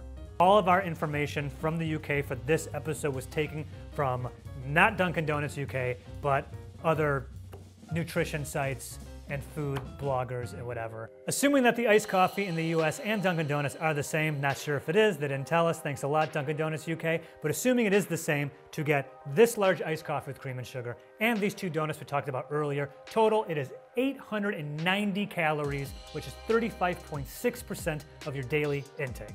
And in the UK, a large iced coffee with cream and sugar, a glazed donut, and a Boston cream donut comes to 700 calories, or 28% of your daily allowance. What about munchkins? In the US, one glazed munchkin is 60 calories. It's 3 grams of fat, 60 milligrams of sodium, 7 grams of carbs, and 3 grams of sugar. Now, unfortunately, Dunkin' in the UK does not release any of its ingredients information. We did reach out to see if they'd make an exception, but unfortunately, at the time of shooting this, they had not. US Dunkin' Donuts website does have a majority of its nutritional info on the site. Let me read you some hits right now. Okay, first, the coffee. Hot or cold, it's 100% brewed Arabica coffee. Fantastic. Now, if you want to add cream and sugar to your coffee like a 16-year-old influencer, now you've added milk, cream, disodium phosphate as a stabilizer, sodium citrate as a stabilizer, and sugar. Of the many flavor shots you can add to the coffee in the US, I picked the caramel one because it's also available in the UK, assuming that it is the same in the US and the UK. In the US, the caramel shots are made up of sweetened, condensed, non-fat milk, which is non-fat milk and sugar, high fructose corn syrup, and sugar, water, and brown sugar, so 3 different various sugar substances, fantastic, caramel color, potassium sorbate as a preservative, natural flavors, and salt. A glazed donut at a US Dunkin' Donuts is made up of enriched wheat flour, which is flour, malted barley, holy okay, niacin, reduced iron, thiamine mononitrate, riboflavin, folic acid, all right, water, palm oil, yeast donut concentrates, brackets, which is soy flour, salt, leavings, sodium acid, pyrophosphate, baking soda, wheat starch, whey, a milk derivative, non-fat dry milk, gum blend, which is a cellulose gum, guar gum, acacia gum, carrageenan, and xanthan gum. A lot of gum. Can you scroll, please? Sodium caseinate, which is a milk derivative, sodium stearoacetate, lactylate, and it contains 2% or less of soybean oil, soy lecithin, whole egg, natural flavors, turmeric extract for color, enzymes, annatto extract for color, yeast, dextrose, soybean oil, and mono and diglycerides. Okay, that's the dough. Now for the glaze. We ain't even done yet. Scroll up, please. The glaze of a glazed donut has sugar, water, maltodextrin, and contains 2% or less of cornstarch, mono and diglycerides, citric acid, agar, cellulose gum, potassium sorbate as a preservative, and, of course, artificial flavors. It's a lot of stuff. So what's in the Boston cream donut, you ask? All right, the dough is the same as the glazed dough, but the Bavarian cream filling is water, sugar, modified food starch, corn syrup, palm oil, and it contains 2% or less of sucrose esters, natural and artificial flavors. Oh my God. Glucano, delta, lactose. I mean, they're just making fun of me at this point. Glucano, delta, lactone. Sounds like a font. Salt, potassium sorbate, and sodium benzenate for preservatives, and agar and beta carotene for color. And of course, don't forget about the chocolate icing, which is sugar, water, cocoa, high fructose corn syrup, soybean oil, cornstarch, corn syrup, maltodextrin, and contains 2% or less of dextrose, palm oil, salt, potassium sorbate, and sodium perponiate preservatives, soy lecithin, artificial flavors, and agar. And you know what? I'm not going through every donut. Here's everything exclusive to the US at Dunkin' Donuts. Here is everything you will only find on the menu at a UK Dunkin' Donuts. I'm not sure if they have any bagels at the UK Dunkin' Donuts, but in the US you can get cinnamon raisin, you can get sesame, everything. Oh, you can also get, of course, English muffins. An English muffin? How come England doesn't have the English muffins? Makes you wonder. Makes you wonder. Here are all the exclusive donuts you can only find in the UK. There are a lot of them, and I've forgotten all of their names, so I'm just going to make up names for them as I go, and then we can put the actual names up on screen for you. Let's start with this one. This is Sonic the Hedgehog. It's very, very bright. If you see something that's this color in nature, just do not eat it. This one, I believe, is Mr. Happy. Little smiley face. It's kind of cute. Or sinister, perhaps, depending on your interpretation of things. It's worth noting that some of these are only here because we're filming this in the run-up to Valentine's Day, so they've got a bit of a love theme going on right now. This one is Love Dust, Flatline, pretty in pink, Heart Bypass, Love Prison, because it's like jail cell bars. This one is Keith. This one I'm jazzed about. This is the apple crumble donut. Now, I know American pie is a very American thing, whereas in the UK, we quite like a crumble. Instead of pastry, we have a kind of like flour and butter crumble mix on top. So many different donuts than in the US and not in the UK. I didn't want to do every single donut that's different, but 3 that I feel are like kind of like the hits that I would figure were everywhere, but apparently not in the UK, are an old fashioned, this one, right? Apple fritter. Hang on. These are so good. And the coffee roll. Look at the size of this coffee roll, man. It's like a spare tire. Hell yeah. A coffee cake muffin. Also in the US, you can get corn muffins at some Dunkin' Donuts. Not the one that I went to, unfortunately. Breakfast sandwiches. Dunkin' Donuts in the US has so many different varieties of sandwiches. Far too many to mention in this. I got as many as I could find. So one of these is a turkey sausage, egg, and cheese. The other one is a Beyond Meat breakfast sandwich. These all look the same. Veggie, egg white, omelet sandwich on the protein thins. The Power Breakfast sandwich. I don't know. This one, what is this? This one's got like some bacon and stuff on it. An egg white with bacon sandwich on a croissant. Here's just a few other ones that are available in the US and not in the UK that I couldn't get my hands on. Limited menu. The Belgian waffle breakfast sandwich, maple sugar bacon, bacon toasty, Angus steak sandwich. They also have chicken bacon sandwiches, a chicken biscuit, which I would love to have had, wasn't available, and of course their exclusive grilled cheese. Also, they have snacking bacon and those Dunkin' bowls. I can't believe they didn't have those. Like, I got those just recently. Along with bagels, you can also get white cheddar bagel twists. And finally, we have a few other items that you will only find in the UK. We'll start with these 2 cookies. This one is a chocolate chunk cookie, and this one is a salted caramel cookie. This one looks like aggressively salty. There's big chunks of sand, not sand, salt. Sand would be a gross cookie. Then we have 2 exclusive hot coffee options, which are the cortado and the flat white. A cortado is a foamed milk and espresso combination, and a flat white is a steamed milk and espresso combination. Then we have a couple of exclusive cold options as well. This one is a mango coolata, which is like a mango flavored kind of blended ice drink. It looks pretty good. I can imagine that being quite refreshing on a summer's day. And then finally we have this, which is a shaken lemonade. It kind of just looks like water now. I'm not sure if that's just because it's been sat here for a while under the lights, but it's quite impressive to watch the lady make it in the shop. She was actually going at it with a cocktail shaker, and it was a bit of fun. The drinks. So many different drinks that you can get in the US, you can't get in the UK. I'll just start down here. First one, iced cappuccino. Am I taking a sip of everything? Iced cappuccino. Yeah, it's all right. Frozen chocolate, iced Americano, peach passion fruit refresher, a strawberry dragon fruit refresher. The only hot one we have here is a matcha latte, iced matcha latte. Ooh, we're talking about the coolatas, yo! Coolatas, yeah! Strawberry coolata. Ooh, a little tart. I like that. Conserving straws. Yeah, that's the best one. Blue raspberry. Blue raspberry coolata. I love I was on my high horse about how sweet these beverages are and how bad it is for you. Coolatas, pretty nice. A green coolata. That's something matcha. I don't know what that is. There's matcha in it. And last but not least, at least I don't think. Okay. This is a milk-colored coolata. I can't imagine this being any good. Whoa, that's actually pretty good. Yeah, it's vanilla.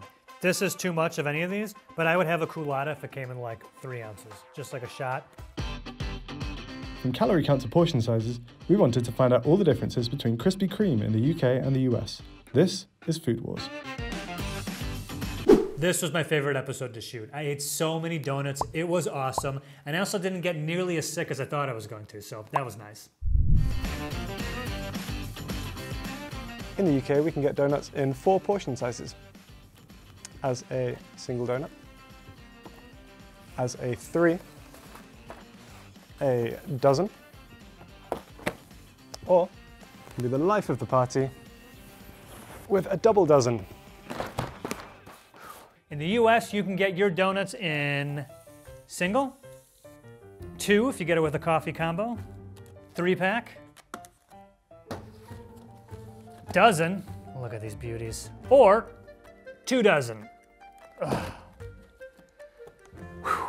Now technically the double dozen isn't the biggest thing on the UK menu. Krispy Kreme in the UK will cater for events like your weddings or your parties, and they can do something called a donut wall, which contains 216 donuts hanging on pegs on a wall. That's 18 dozen. Krispy Kreme will also make you something called the donut tower. It looks almost like a wedding cake and is made of around 216 donuts. You gotta give them a heads up though, because I went to the Krispy Kreme today and asked for one and they said no. Also in the US at Krispy Kreme, you can get mini donuts in 4 or 20. I have to know. I'm in trouble. I don't know if I'm gonna make it to the shoot counter. These are so good. This right here is a standard USA Krispy Kreme classic glazed donut. I wanna bite into you so bad. But before that, let's weigh it. Now we're going to weigh a glazed donut in the UK to see what it comes to. They're so light. In the UK, our hot coffee sizes are regular and large. US Krispy Kreme, you can get your coffee in 3 sizes: small, medium, and large. And if you're really thirsty, get yourself a brew box.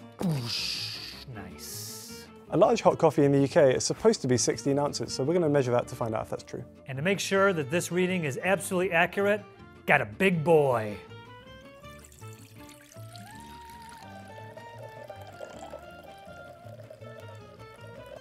Okay.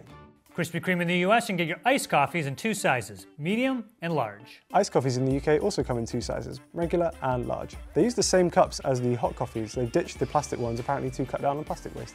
Now we're gonna measure our iced coffee, black. Oh, definitely more coffee. Now besides donut walls, the biggest thing on the UK menu is this, the Sharer Bundle. It's 4 dozen donuts and it comes to £41.95. This here is the largest single menu item you can get at a US Krispy Kreme. It is the meet and greet. 2 dozen assorted donuts and a brew box, all for $42.95. Let's look at nutrition. This is a classic ring glazed donut from Krispy Kreme and it contains 200 calories, 8.3 grams of fat, 12.6 grams of sugar, and 96 milligrams of sodium. That same donut in the US is 190 calories, 11 grams of fat, 10 grams of sugar, and 85 milligrams of sodium. Ours is less with everything except fat. Few people can stop after just 1 donut, so if you decide to have 3 of these, the calories go up. Now you're looking at 600 calories, which is 30% of your daily allowance. And in the US, these 3 donuts are slightly less in calories. It's 570 over here. But look at how much sugar these 3 donuts had. It's almost 3/4 what you should be having in one day. Speaking honestly though, if I have these, it's not like I'm gonna have a salad for lunch. Getting a dozen donuts for you and your friends, or just yourself, that would put you at 2,400 calories. And in the US, our dozen comes to 2,280 calories. I would hope you wouldn't eat all 12 of these by yourself, but if you do, I guess that's all the calories you're gonna need for the day. I can eat 12 of these, easy. Another popular donut at Krispy Kreme is the chocolate glazed. Just ignore the sprinkles on ours because we didn't have any plain ones. Now this one is 237 calories and also beats the classic glazed in pretty much every other metric, probably because of the chocolate frosting. Our US chocolate glaze is 240 calories, so it looks like the chocolate glaze helped put us over the top. What? If you want even more calories in your donuts, how about the UK's chocolate iced with custard? Now this one is 289 calories. And ours is 300 calories. 300 just this one donut? Definitely regret. That tastes so good. In the UK, the most calorific donut is this one, the Lotus Biscoff donut. It's 396 calories. The most calorific donut you can get at a Krispy Kreme, at least in America, is something called the chocolate chip cookie dough donut made with Chips Ahoy cookies, and it is 400 calories. They weren't available where we went. The second most calorific donut you can get at a Krispy Kreme is the Oreo cookies and cream donut. That's 390 calories. Also couldn't get it. The third most calorific donut you can get at a Krispy Kreme in the United States is the double dark chocolate donut, 370 calories. No. And the fourth most calorific donut you can get at a US Krispy Kreme is the cake batter donut, 360 calories. We got it. This is a nice looking. This is like what? I mean, this is sprinkles. It's colorful. Oh man, I'm fading fast. I shouldn't. I'm gonna drink all those coffees. What about the drinks? Well, this is a large mocha with 2% milk, and in the UK, it contains 247 calories, 16.3 grams of fat, 12 grams of sugar, and 80 milligrams of sodium. In the US, our large mocha is 480 calories, 1 gram of sugar, and 260 milligrams of sodium. Come here, you salty mocha dog. Whoa, this is good. I'm surprised. I thought I wasn't gonna like it. I normally don't get like chocolatey drinks. If you get this as an iced coffee, it contains 280 calories, 12 grams of sugar, and 40 milligrams of sodium. Do you want to get it iced? Now the calories are 420, 2 grams of sugar, and 190 milligrams of sodium. Since the UK and US sizes are different, we've calculated it per fluid ounce, and we found some pretty shocking differences.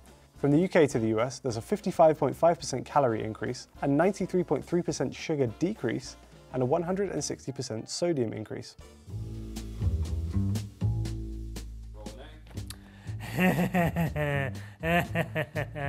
Dude, I've eaten way too many donuts on this thing, dude. I'm losing my mind. And in the US, our donut is made up of enriched wheat flour, which is wheat flour, niacin, reduced iron, thiamine mononitrate, riboflavin, folic acid. I'm getting better at this. Water, palm oil, soybean oil, sugar, and contains less than 2% of each of the following: yeast, soy, lecithin, hydrogenated soybean oil, salt, mono and diglycerides, wheat gluten, calcium sulfate, monocalcium phosphate, yes, and BHT. Ah yes, our old friend BHT, aka butyhydrated hydroxytoluene. It is banned in the European Union. The International Agency for Research on Cancer suggests, might I say strongly suggests, there is sufficient evidence that BHT causes tumor growth in lab animals. Also, according to WebMD, BHT is also used to treat genital herpes. All right, dried milk powder, egg yolks, egg yolks, cellulose gum, calcium propionate to maintain freshness, ammonium sulfate, sorbic acid, dicalcium phosphate, sorbitan monocerate, tocopherols. I scratched that. I'm having a tough time with this one. Tricalcium phosphate, dimonium phosphate. And that last guy, dimonium phosphate, aka DAP, not the sequel to WAP. It is also used as a fertilizer and as a fire retardant. So when we have the next wildfire outbreaks in this state, because it definitely will happen, we're gonna start dropping Krispy Kremes on those wildfires. Problem solved. In the UK, a glazed donut is made of the following: wheat flour, calcium carbonate, iron, niacin, thiamine, water, dextrose, palm oil, yeast, salt, wheat gluten, emulsifiers, mono and diglycerides, sorbitan monostearate, raising agents, monocalcium phosphate, dicalcium phosphate, sugar, dried egg yolk powder, skimmed milk powder, preservative calcium propionate, stabilizer, carboxymethyl cellulose, firming agent, calcium sulfate, flavoring, acidity regulators, ammonium sulfate, diammonium phosphate, flour treatment agent, ascorbic acid, enzyme, amylase, anti-caking agent, tricalcium phosphate. Oh, done. Nope, there's more. That was the donut. Now we're gonna talk about what's in the glaze. Sugar, water, and diglycerides. It's a lot of ingredients for a donut. One thing worth pointing out is the differences in the sprinkles between the UK and the US. 3 of the colorings used in the US are actually subject to restrictions in the European Union, and if they're included in foods, they must bear a warning that they may cause hyperactivity in children. Not here though, baby. Not here. Blue 1 isn't actually on this list, but it's also very hard to come by in the UK. It was famously removed from Smarties in the UK several years ago, and it took them 3 years to find a natural alternative to the blue colour, which ended up being spirulina. Here is everything you can only find on the menu at a UK Krispy Kreme. And these are all the things you can get at a US Krispy Kreme. Let's start with some donuts. The first one we'll look at is this one, the Lotus Biscoff. Now Lotus Biscoffs are those little biscuits which you usually get on the side of a cup of coffee. It's like a caramel flavoured crunchy cookie, and we're kind of obsessed with them in the UK. This one comes with some crumbled up Biscoff on the top, and then I think the icing also has Biscoff in it, and there's also some Biscoff injected inside as well. Next up we have this one, which is a chocolate dream cake, caramel iced ring donut, nutty filled berry ring donut, the purple Love Hearts donut. Now this one's been produced in collaboration with Love Hearts, the candy, as you can see by the very cute phrase on top. This is a varied thing. We just got one that says OMG. Next up we have the caramel sensation, nutty chocolata. Now it's actually a heart-shaped donut with some chocolate icing on top, and importantly it's full of Nutella. It's a little bit underwhelming. I wanted more Nutella to come out there. Pretty good. And these are all the exclusive items you can get at a US Krispy Kreme. Okay, so the US Krispy Kreme has so many exclusive USA only donuts, but they're not available at every Krispy Kreme. So the one we specifically went to had about a dozen of those donuts. A original filled chocolate cream, so you can see in the little white spot there that is where they put the cream in there.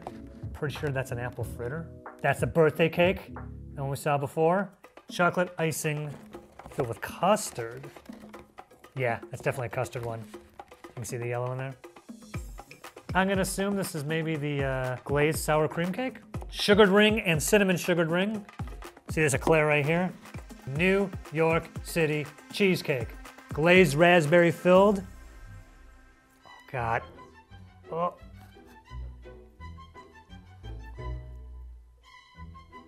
There's not that much stuff in here. Oh, it's so good.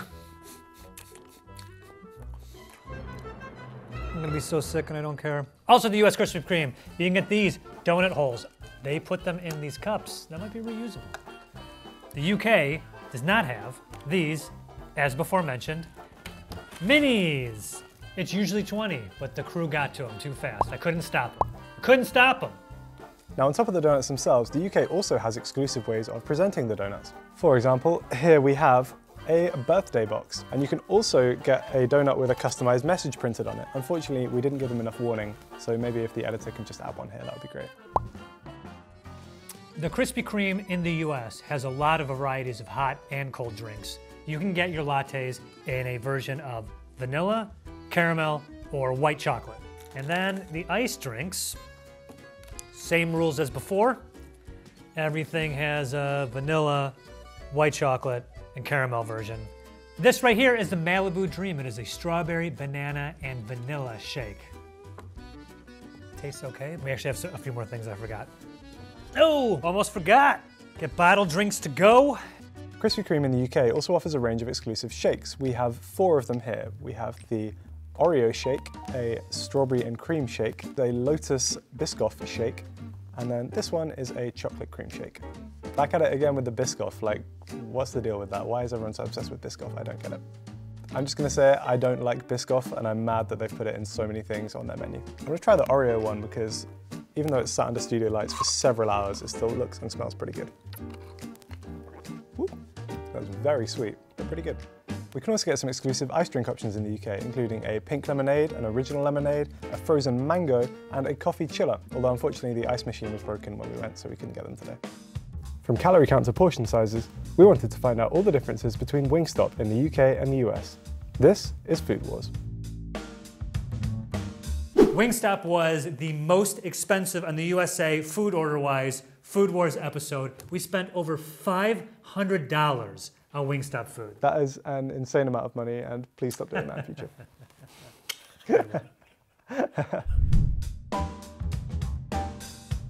In the UK, we can get wing portions in 4 sizes.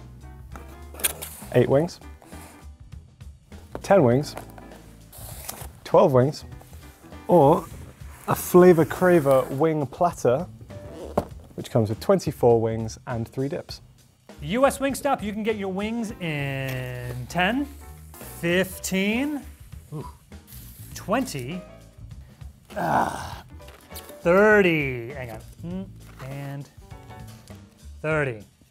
Not enough, you say? I agree. Wingstop also does wings in orders of 50, 75, and of course, 100 chicken wings. I'm in heaven right now. Bury me in these wings. I'm going in. I could do better, but we gotta move on. Sean Evans, I'm coming for you, buddy. So the portion sizes might be pretty different, but what about the wings themselves? We're going to weigh 10 plain wings in the UK and do the same in the US to see how they match up. So 10 plain wings in the UK came to 290 grams, which is an average of 29 grams per wing. Oh, way higher, dude. 360 grams. I needed my calculator app to determine what 360 divided by 10 is, and it is, in fact, 36 grams. Wow. So our average is 36 grams per wing here in the US. What about chicken tenders? Well, in the UK, those come in 2 portion sizes, as a portion of 3 or as a portion of 5. At Wingstop in the US, you can get your chicken tenders in orders of 4, 7, 15, 20, and 30. Yes! I don't know what maniac is at a Wingstop and gets chicken tenders instead of wings. I get if you take your 10-year-old there. Let's weigh 5 chicken tenders here in the US.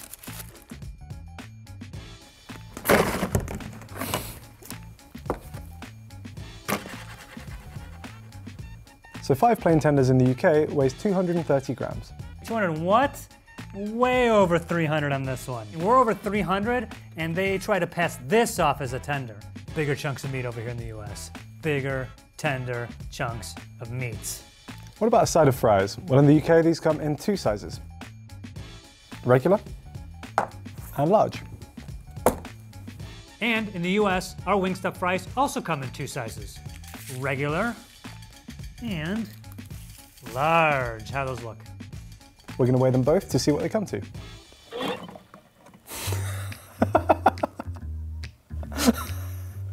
That's not a good look for fries. How do I get this back in?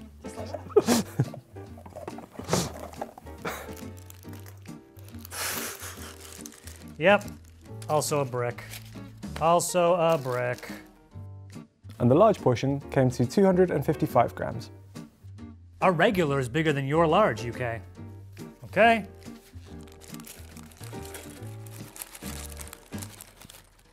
Oh, lost a fry. 400 grams. Fountain drinks in the UK come in 1 size. It's 22 ounces, but unfortunately we weren't able to get one today. Wingstop in the US, you can get fountain drinks in 2 sizes. 20 ounce and 32 ounce. The Wingstop we went to did not have any 32 ounce cups. Dips in the UK only come in 1 size, and it's regular. We're going to weigh a cup of ranch to see how much we get. Dips in the US come in 2 sizes, regular and this absurd tub. Look at this. First, we're gonna weigh this, the regular size. Now the big boy, I couldn't even guess how much this container weighs. What's your best guess? Before I do this? Yeah. Closer to 300. This is heavy. This is like half a bottle of ranch.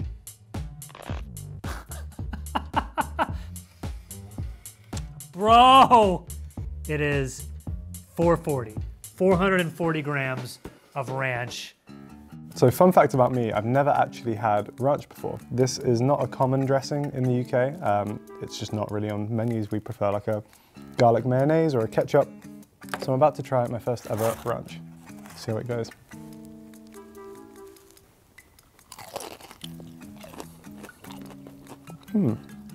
Okay.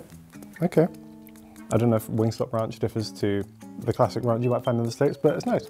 If you want like a kind of cooling thing with a similar effect to mayo in that regard, but like a little bit more tang, a bit more seasoning. Yeah, you guys are doing it well. The biggest thing on the menu in the UK is this, the Flavor Craver wing platter. You get 24 wings, 3 dips, and no other sides, all for a price of £22.50. Biggest single menu item at the Wingstop in the US is this, the 100 Wing Party Pack. Okay, obviously you start with 100 wings. You can get up to 6 different flavors. I just got the same one. 4 orders of large fries, 4 orders of veggie sticks, and 8 dips. This is supposed to feed 13 people, or like you and 3 of your friends. You can get boneless or bone-in wings. If you go boneless, it's $94.39, and if you go all bone-in wings, it's $104.19. I gotta say, I'm generally a drums guy over a flats guy. I think it's just, the shape is great. It's just like a meat lollipop, and also it feels like you get more meat on there than you do on a flat. No, Harry, no. Drums are not good. Flats are way better. You can pull out both bones. You get all the meat off of it. With a drum, it's way harder to get the meat off. Don't be deceived by that shape. It's less meat. Flats. Flats! I have a flat head. Here is everything you will only find on the menu at a UK Wingstop. And here are all the exclusive items you can get at a US Wingstop. We'll start with the chicken. There's actually one flavor of wing that we can get that you guys can't, which is this one. It's Brazilian citrus pepper. I'm gonna try the Brazilian citrus pepper using my patented wing eating technique. Get one of the bones out, and then a little neat lollipop. Nice little freshness from the citrus, kick from the pepper. Not bad. So for exclusive wing flavors, you can get these two, the Bayou Barbecue and the Lemon Hot. We can also get any Wingstop flavor on the side. I don't know if you can get that in the UK. Another thing you can do at the US Wingstop is you can customize your fries. You can get regular or extra seasoning. So I got an extra seasoning of a seasoning you guys don't have in the UK, which is the garlic parmesan. Look at the seasoning on this. I mean, they just dusted this thing, right? You know exactly what I'm gonna do. Yeah. Yeah. These are Louisiana Voodoo fries. They are topped with a cheese sauce, ranch, and Cajun seasoning. Our exclusive fry option is this, sweet potato fries. These come in sizes of regular or large, and you can also get them in the same seasonings as the regular fries. In my opinion, you guys aren't missing out on much with these. I just always think that sweet potato fries are worse than regular fries. They always cost more, they always come out soggy. It's just not worth it, just stay with the regular. Outside of meat and potato, you can also get Cajun fried corn. Am I saying that right? It's fried. You can also get freshly baked rolls. Bread, baby. Bread. We also have one other exclusive side, which is this. It's a honey mustard slaw. We can also get booze from our Wingstops. This comes in the form of 2 types of beer, and usually we would be able to get 2 types of wine. However, due to a reduced menu, currently they're not serving them. The 3 drink options you can get in the US are, oddly enough, sweetened and unsweetened tea. I don't know why we have tea in the UK does not. And also you can get this 52 fluid ounce Simply lemonade. And finally in the UK, you can finish off your meal with some churros. These come in portions of either 6 or 10. You have 2 crumb options, including Oreo or Lotus Biscoff, and then you can choose from one of 2 sauces, either a sweet milk or some dulce de leche caramel.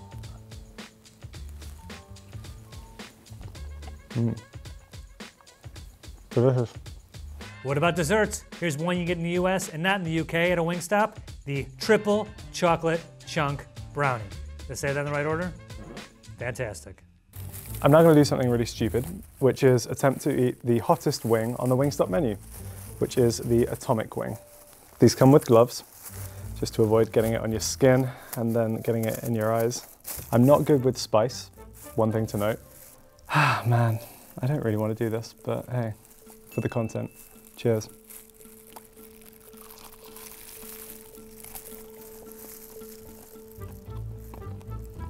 Yep, that's immediate. Oh, man. Deep breaths, Harry, deep breaths. If Harry's doing it, I'm doing it too. This is the hottest? I'm not a tough guy with the heat. This is not that hot.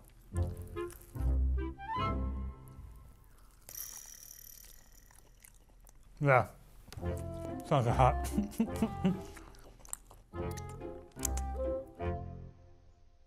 Yeah, I'm starting to feel it.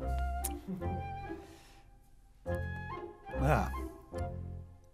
My tongue's kind of starting to hurt. What's what they do on the Hot Ones one. Yeah. Unfortunately, Wingstop doesn't disclose any of its nutritional information in the UK. They do disclose the nutritional information in the US, however, and there are some pretty interesting takeaways. Okay, let's start with this, the classic meal for one, an 8-piece combo. I got 4 hot wings, 4 lemon pepper, regular fry, dip, regular Coke. This meal contains a total of 1,595 calories, along with a lot of your daily fat and sodium allowance. Interestingly, if you get the same meal but boneless wings instead, the calories go up to 1,711, roughly a 7% increase. Even more interestingly, the sodium in the meal rockets up to 5,258 milligrams, which is 228% of your daily allowance. So it looks like boneless wings are way saltier than bone-in wings, but they do contain slightly less fat. What's the most calorific wing at Wingstop in the US? That would be the boneless garlic parmesan wing, which clocks in at 112 calories for just one. The saltiest wing on the menu is the boneless original hot wing. Now it's less calorific than the garlic parmesan, but just 5 of these is your entire daily sodium allowance. The tenders at Wingstop are, as you might expect, more calorific than the wings. The most calorific flavor in the US? Garlic parmesan. Where have I heard that before? That's not the saltiest tender. That crown goes to the Cajun spice tender, with 775 milligrams of sodium. Just 3 of these is your entire daily allowance. I didn't come here to not eat chicken tenders.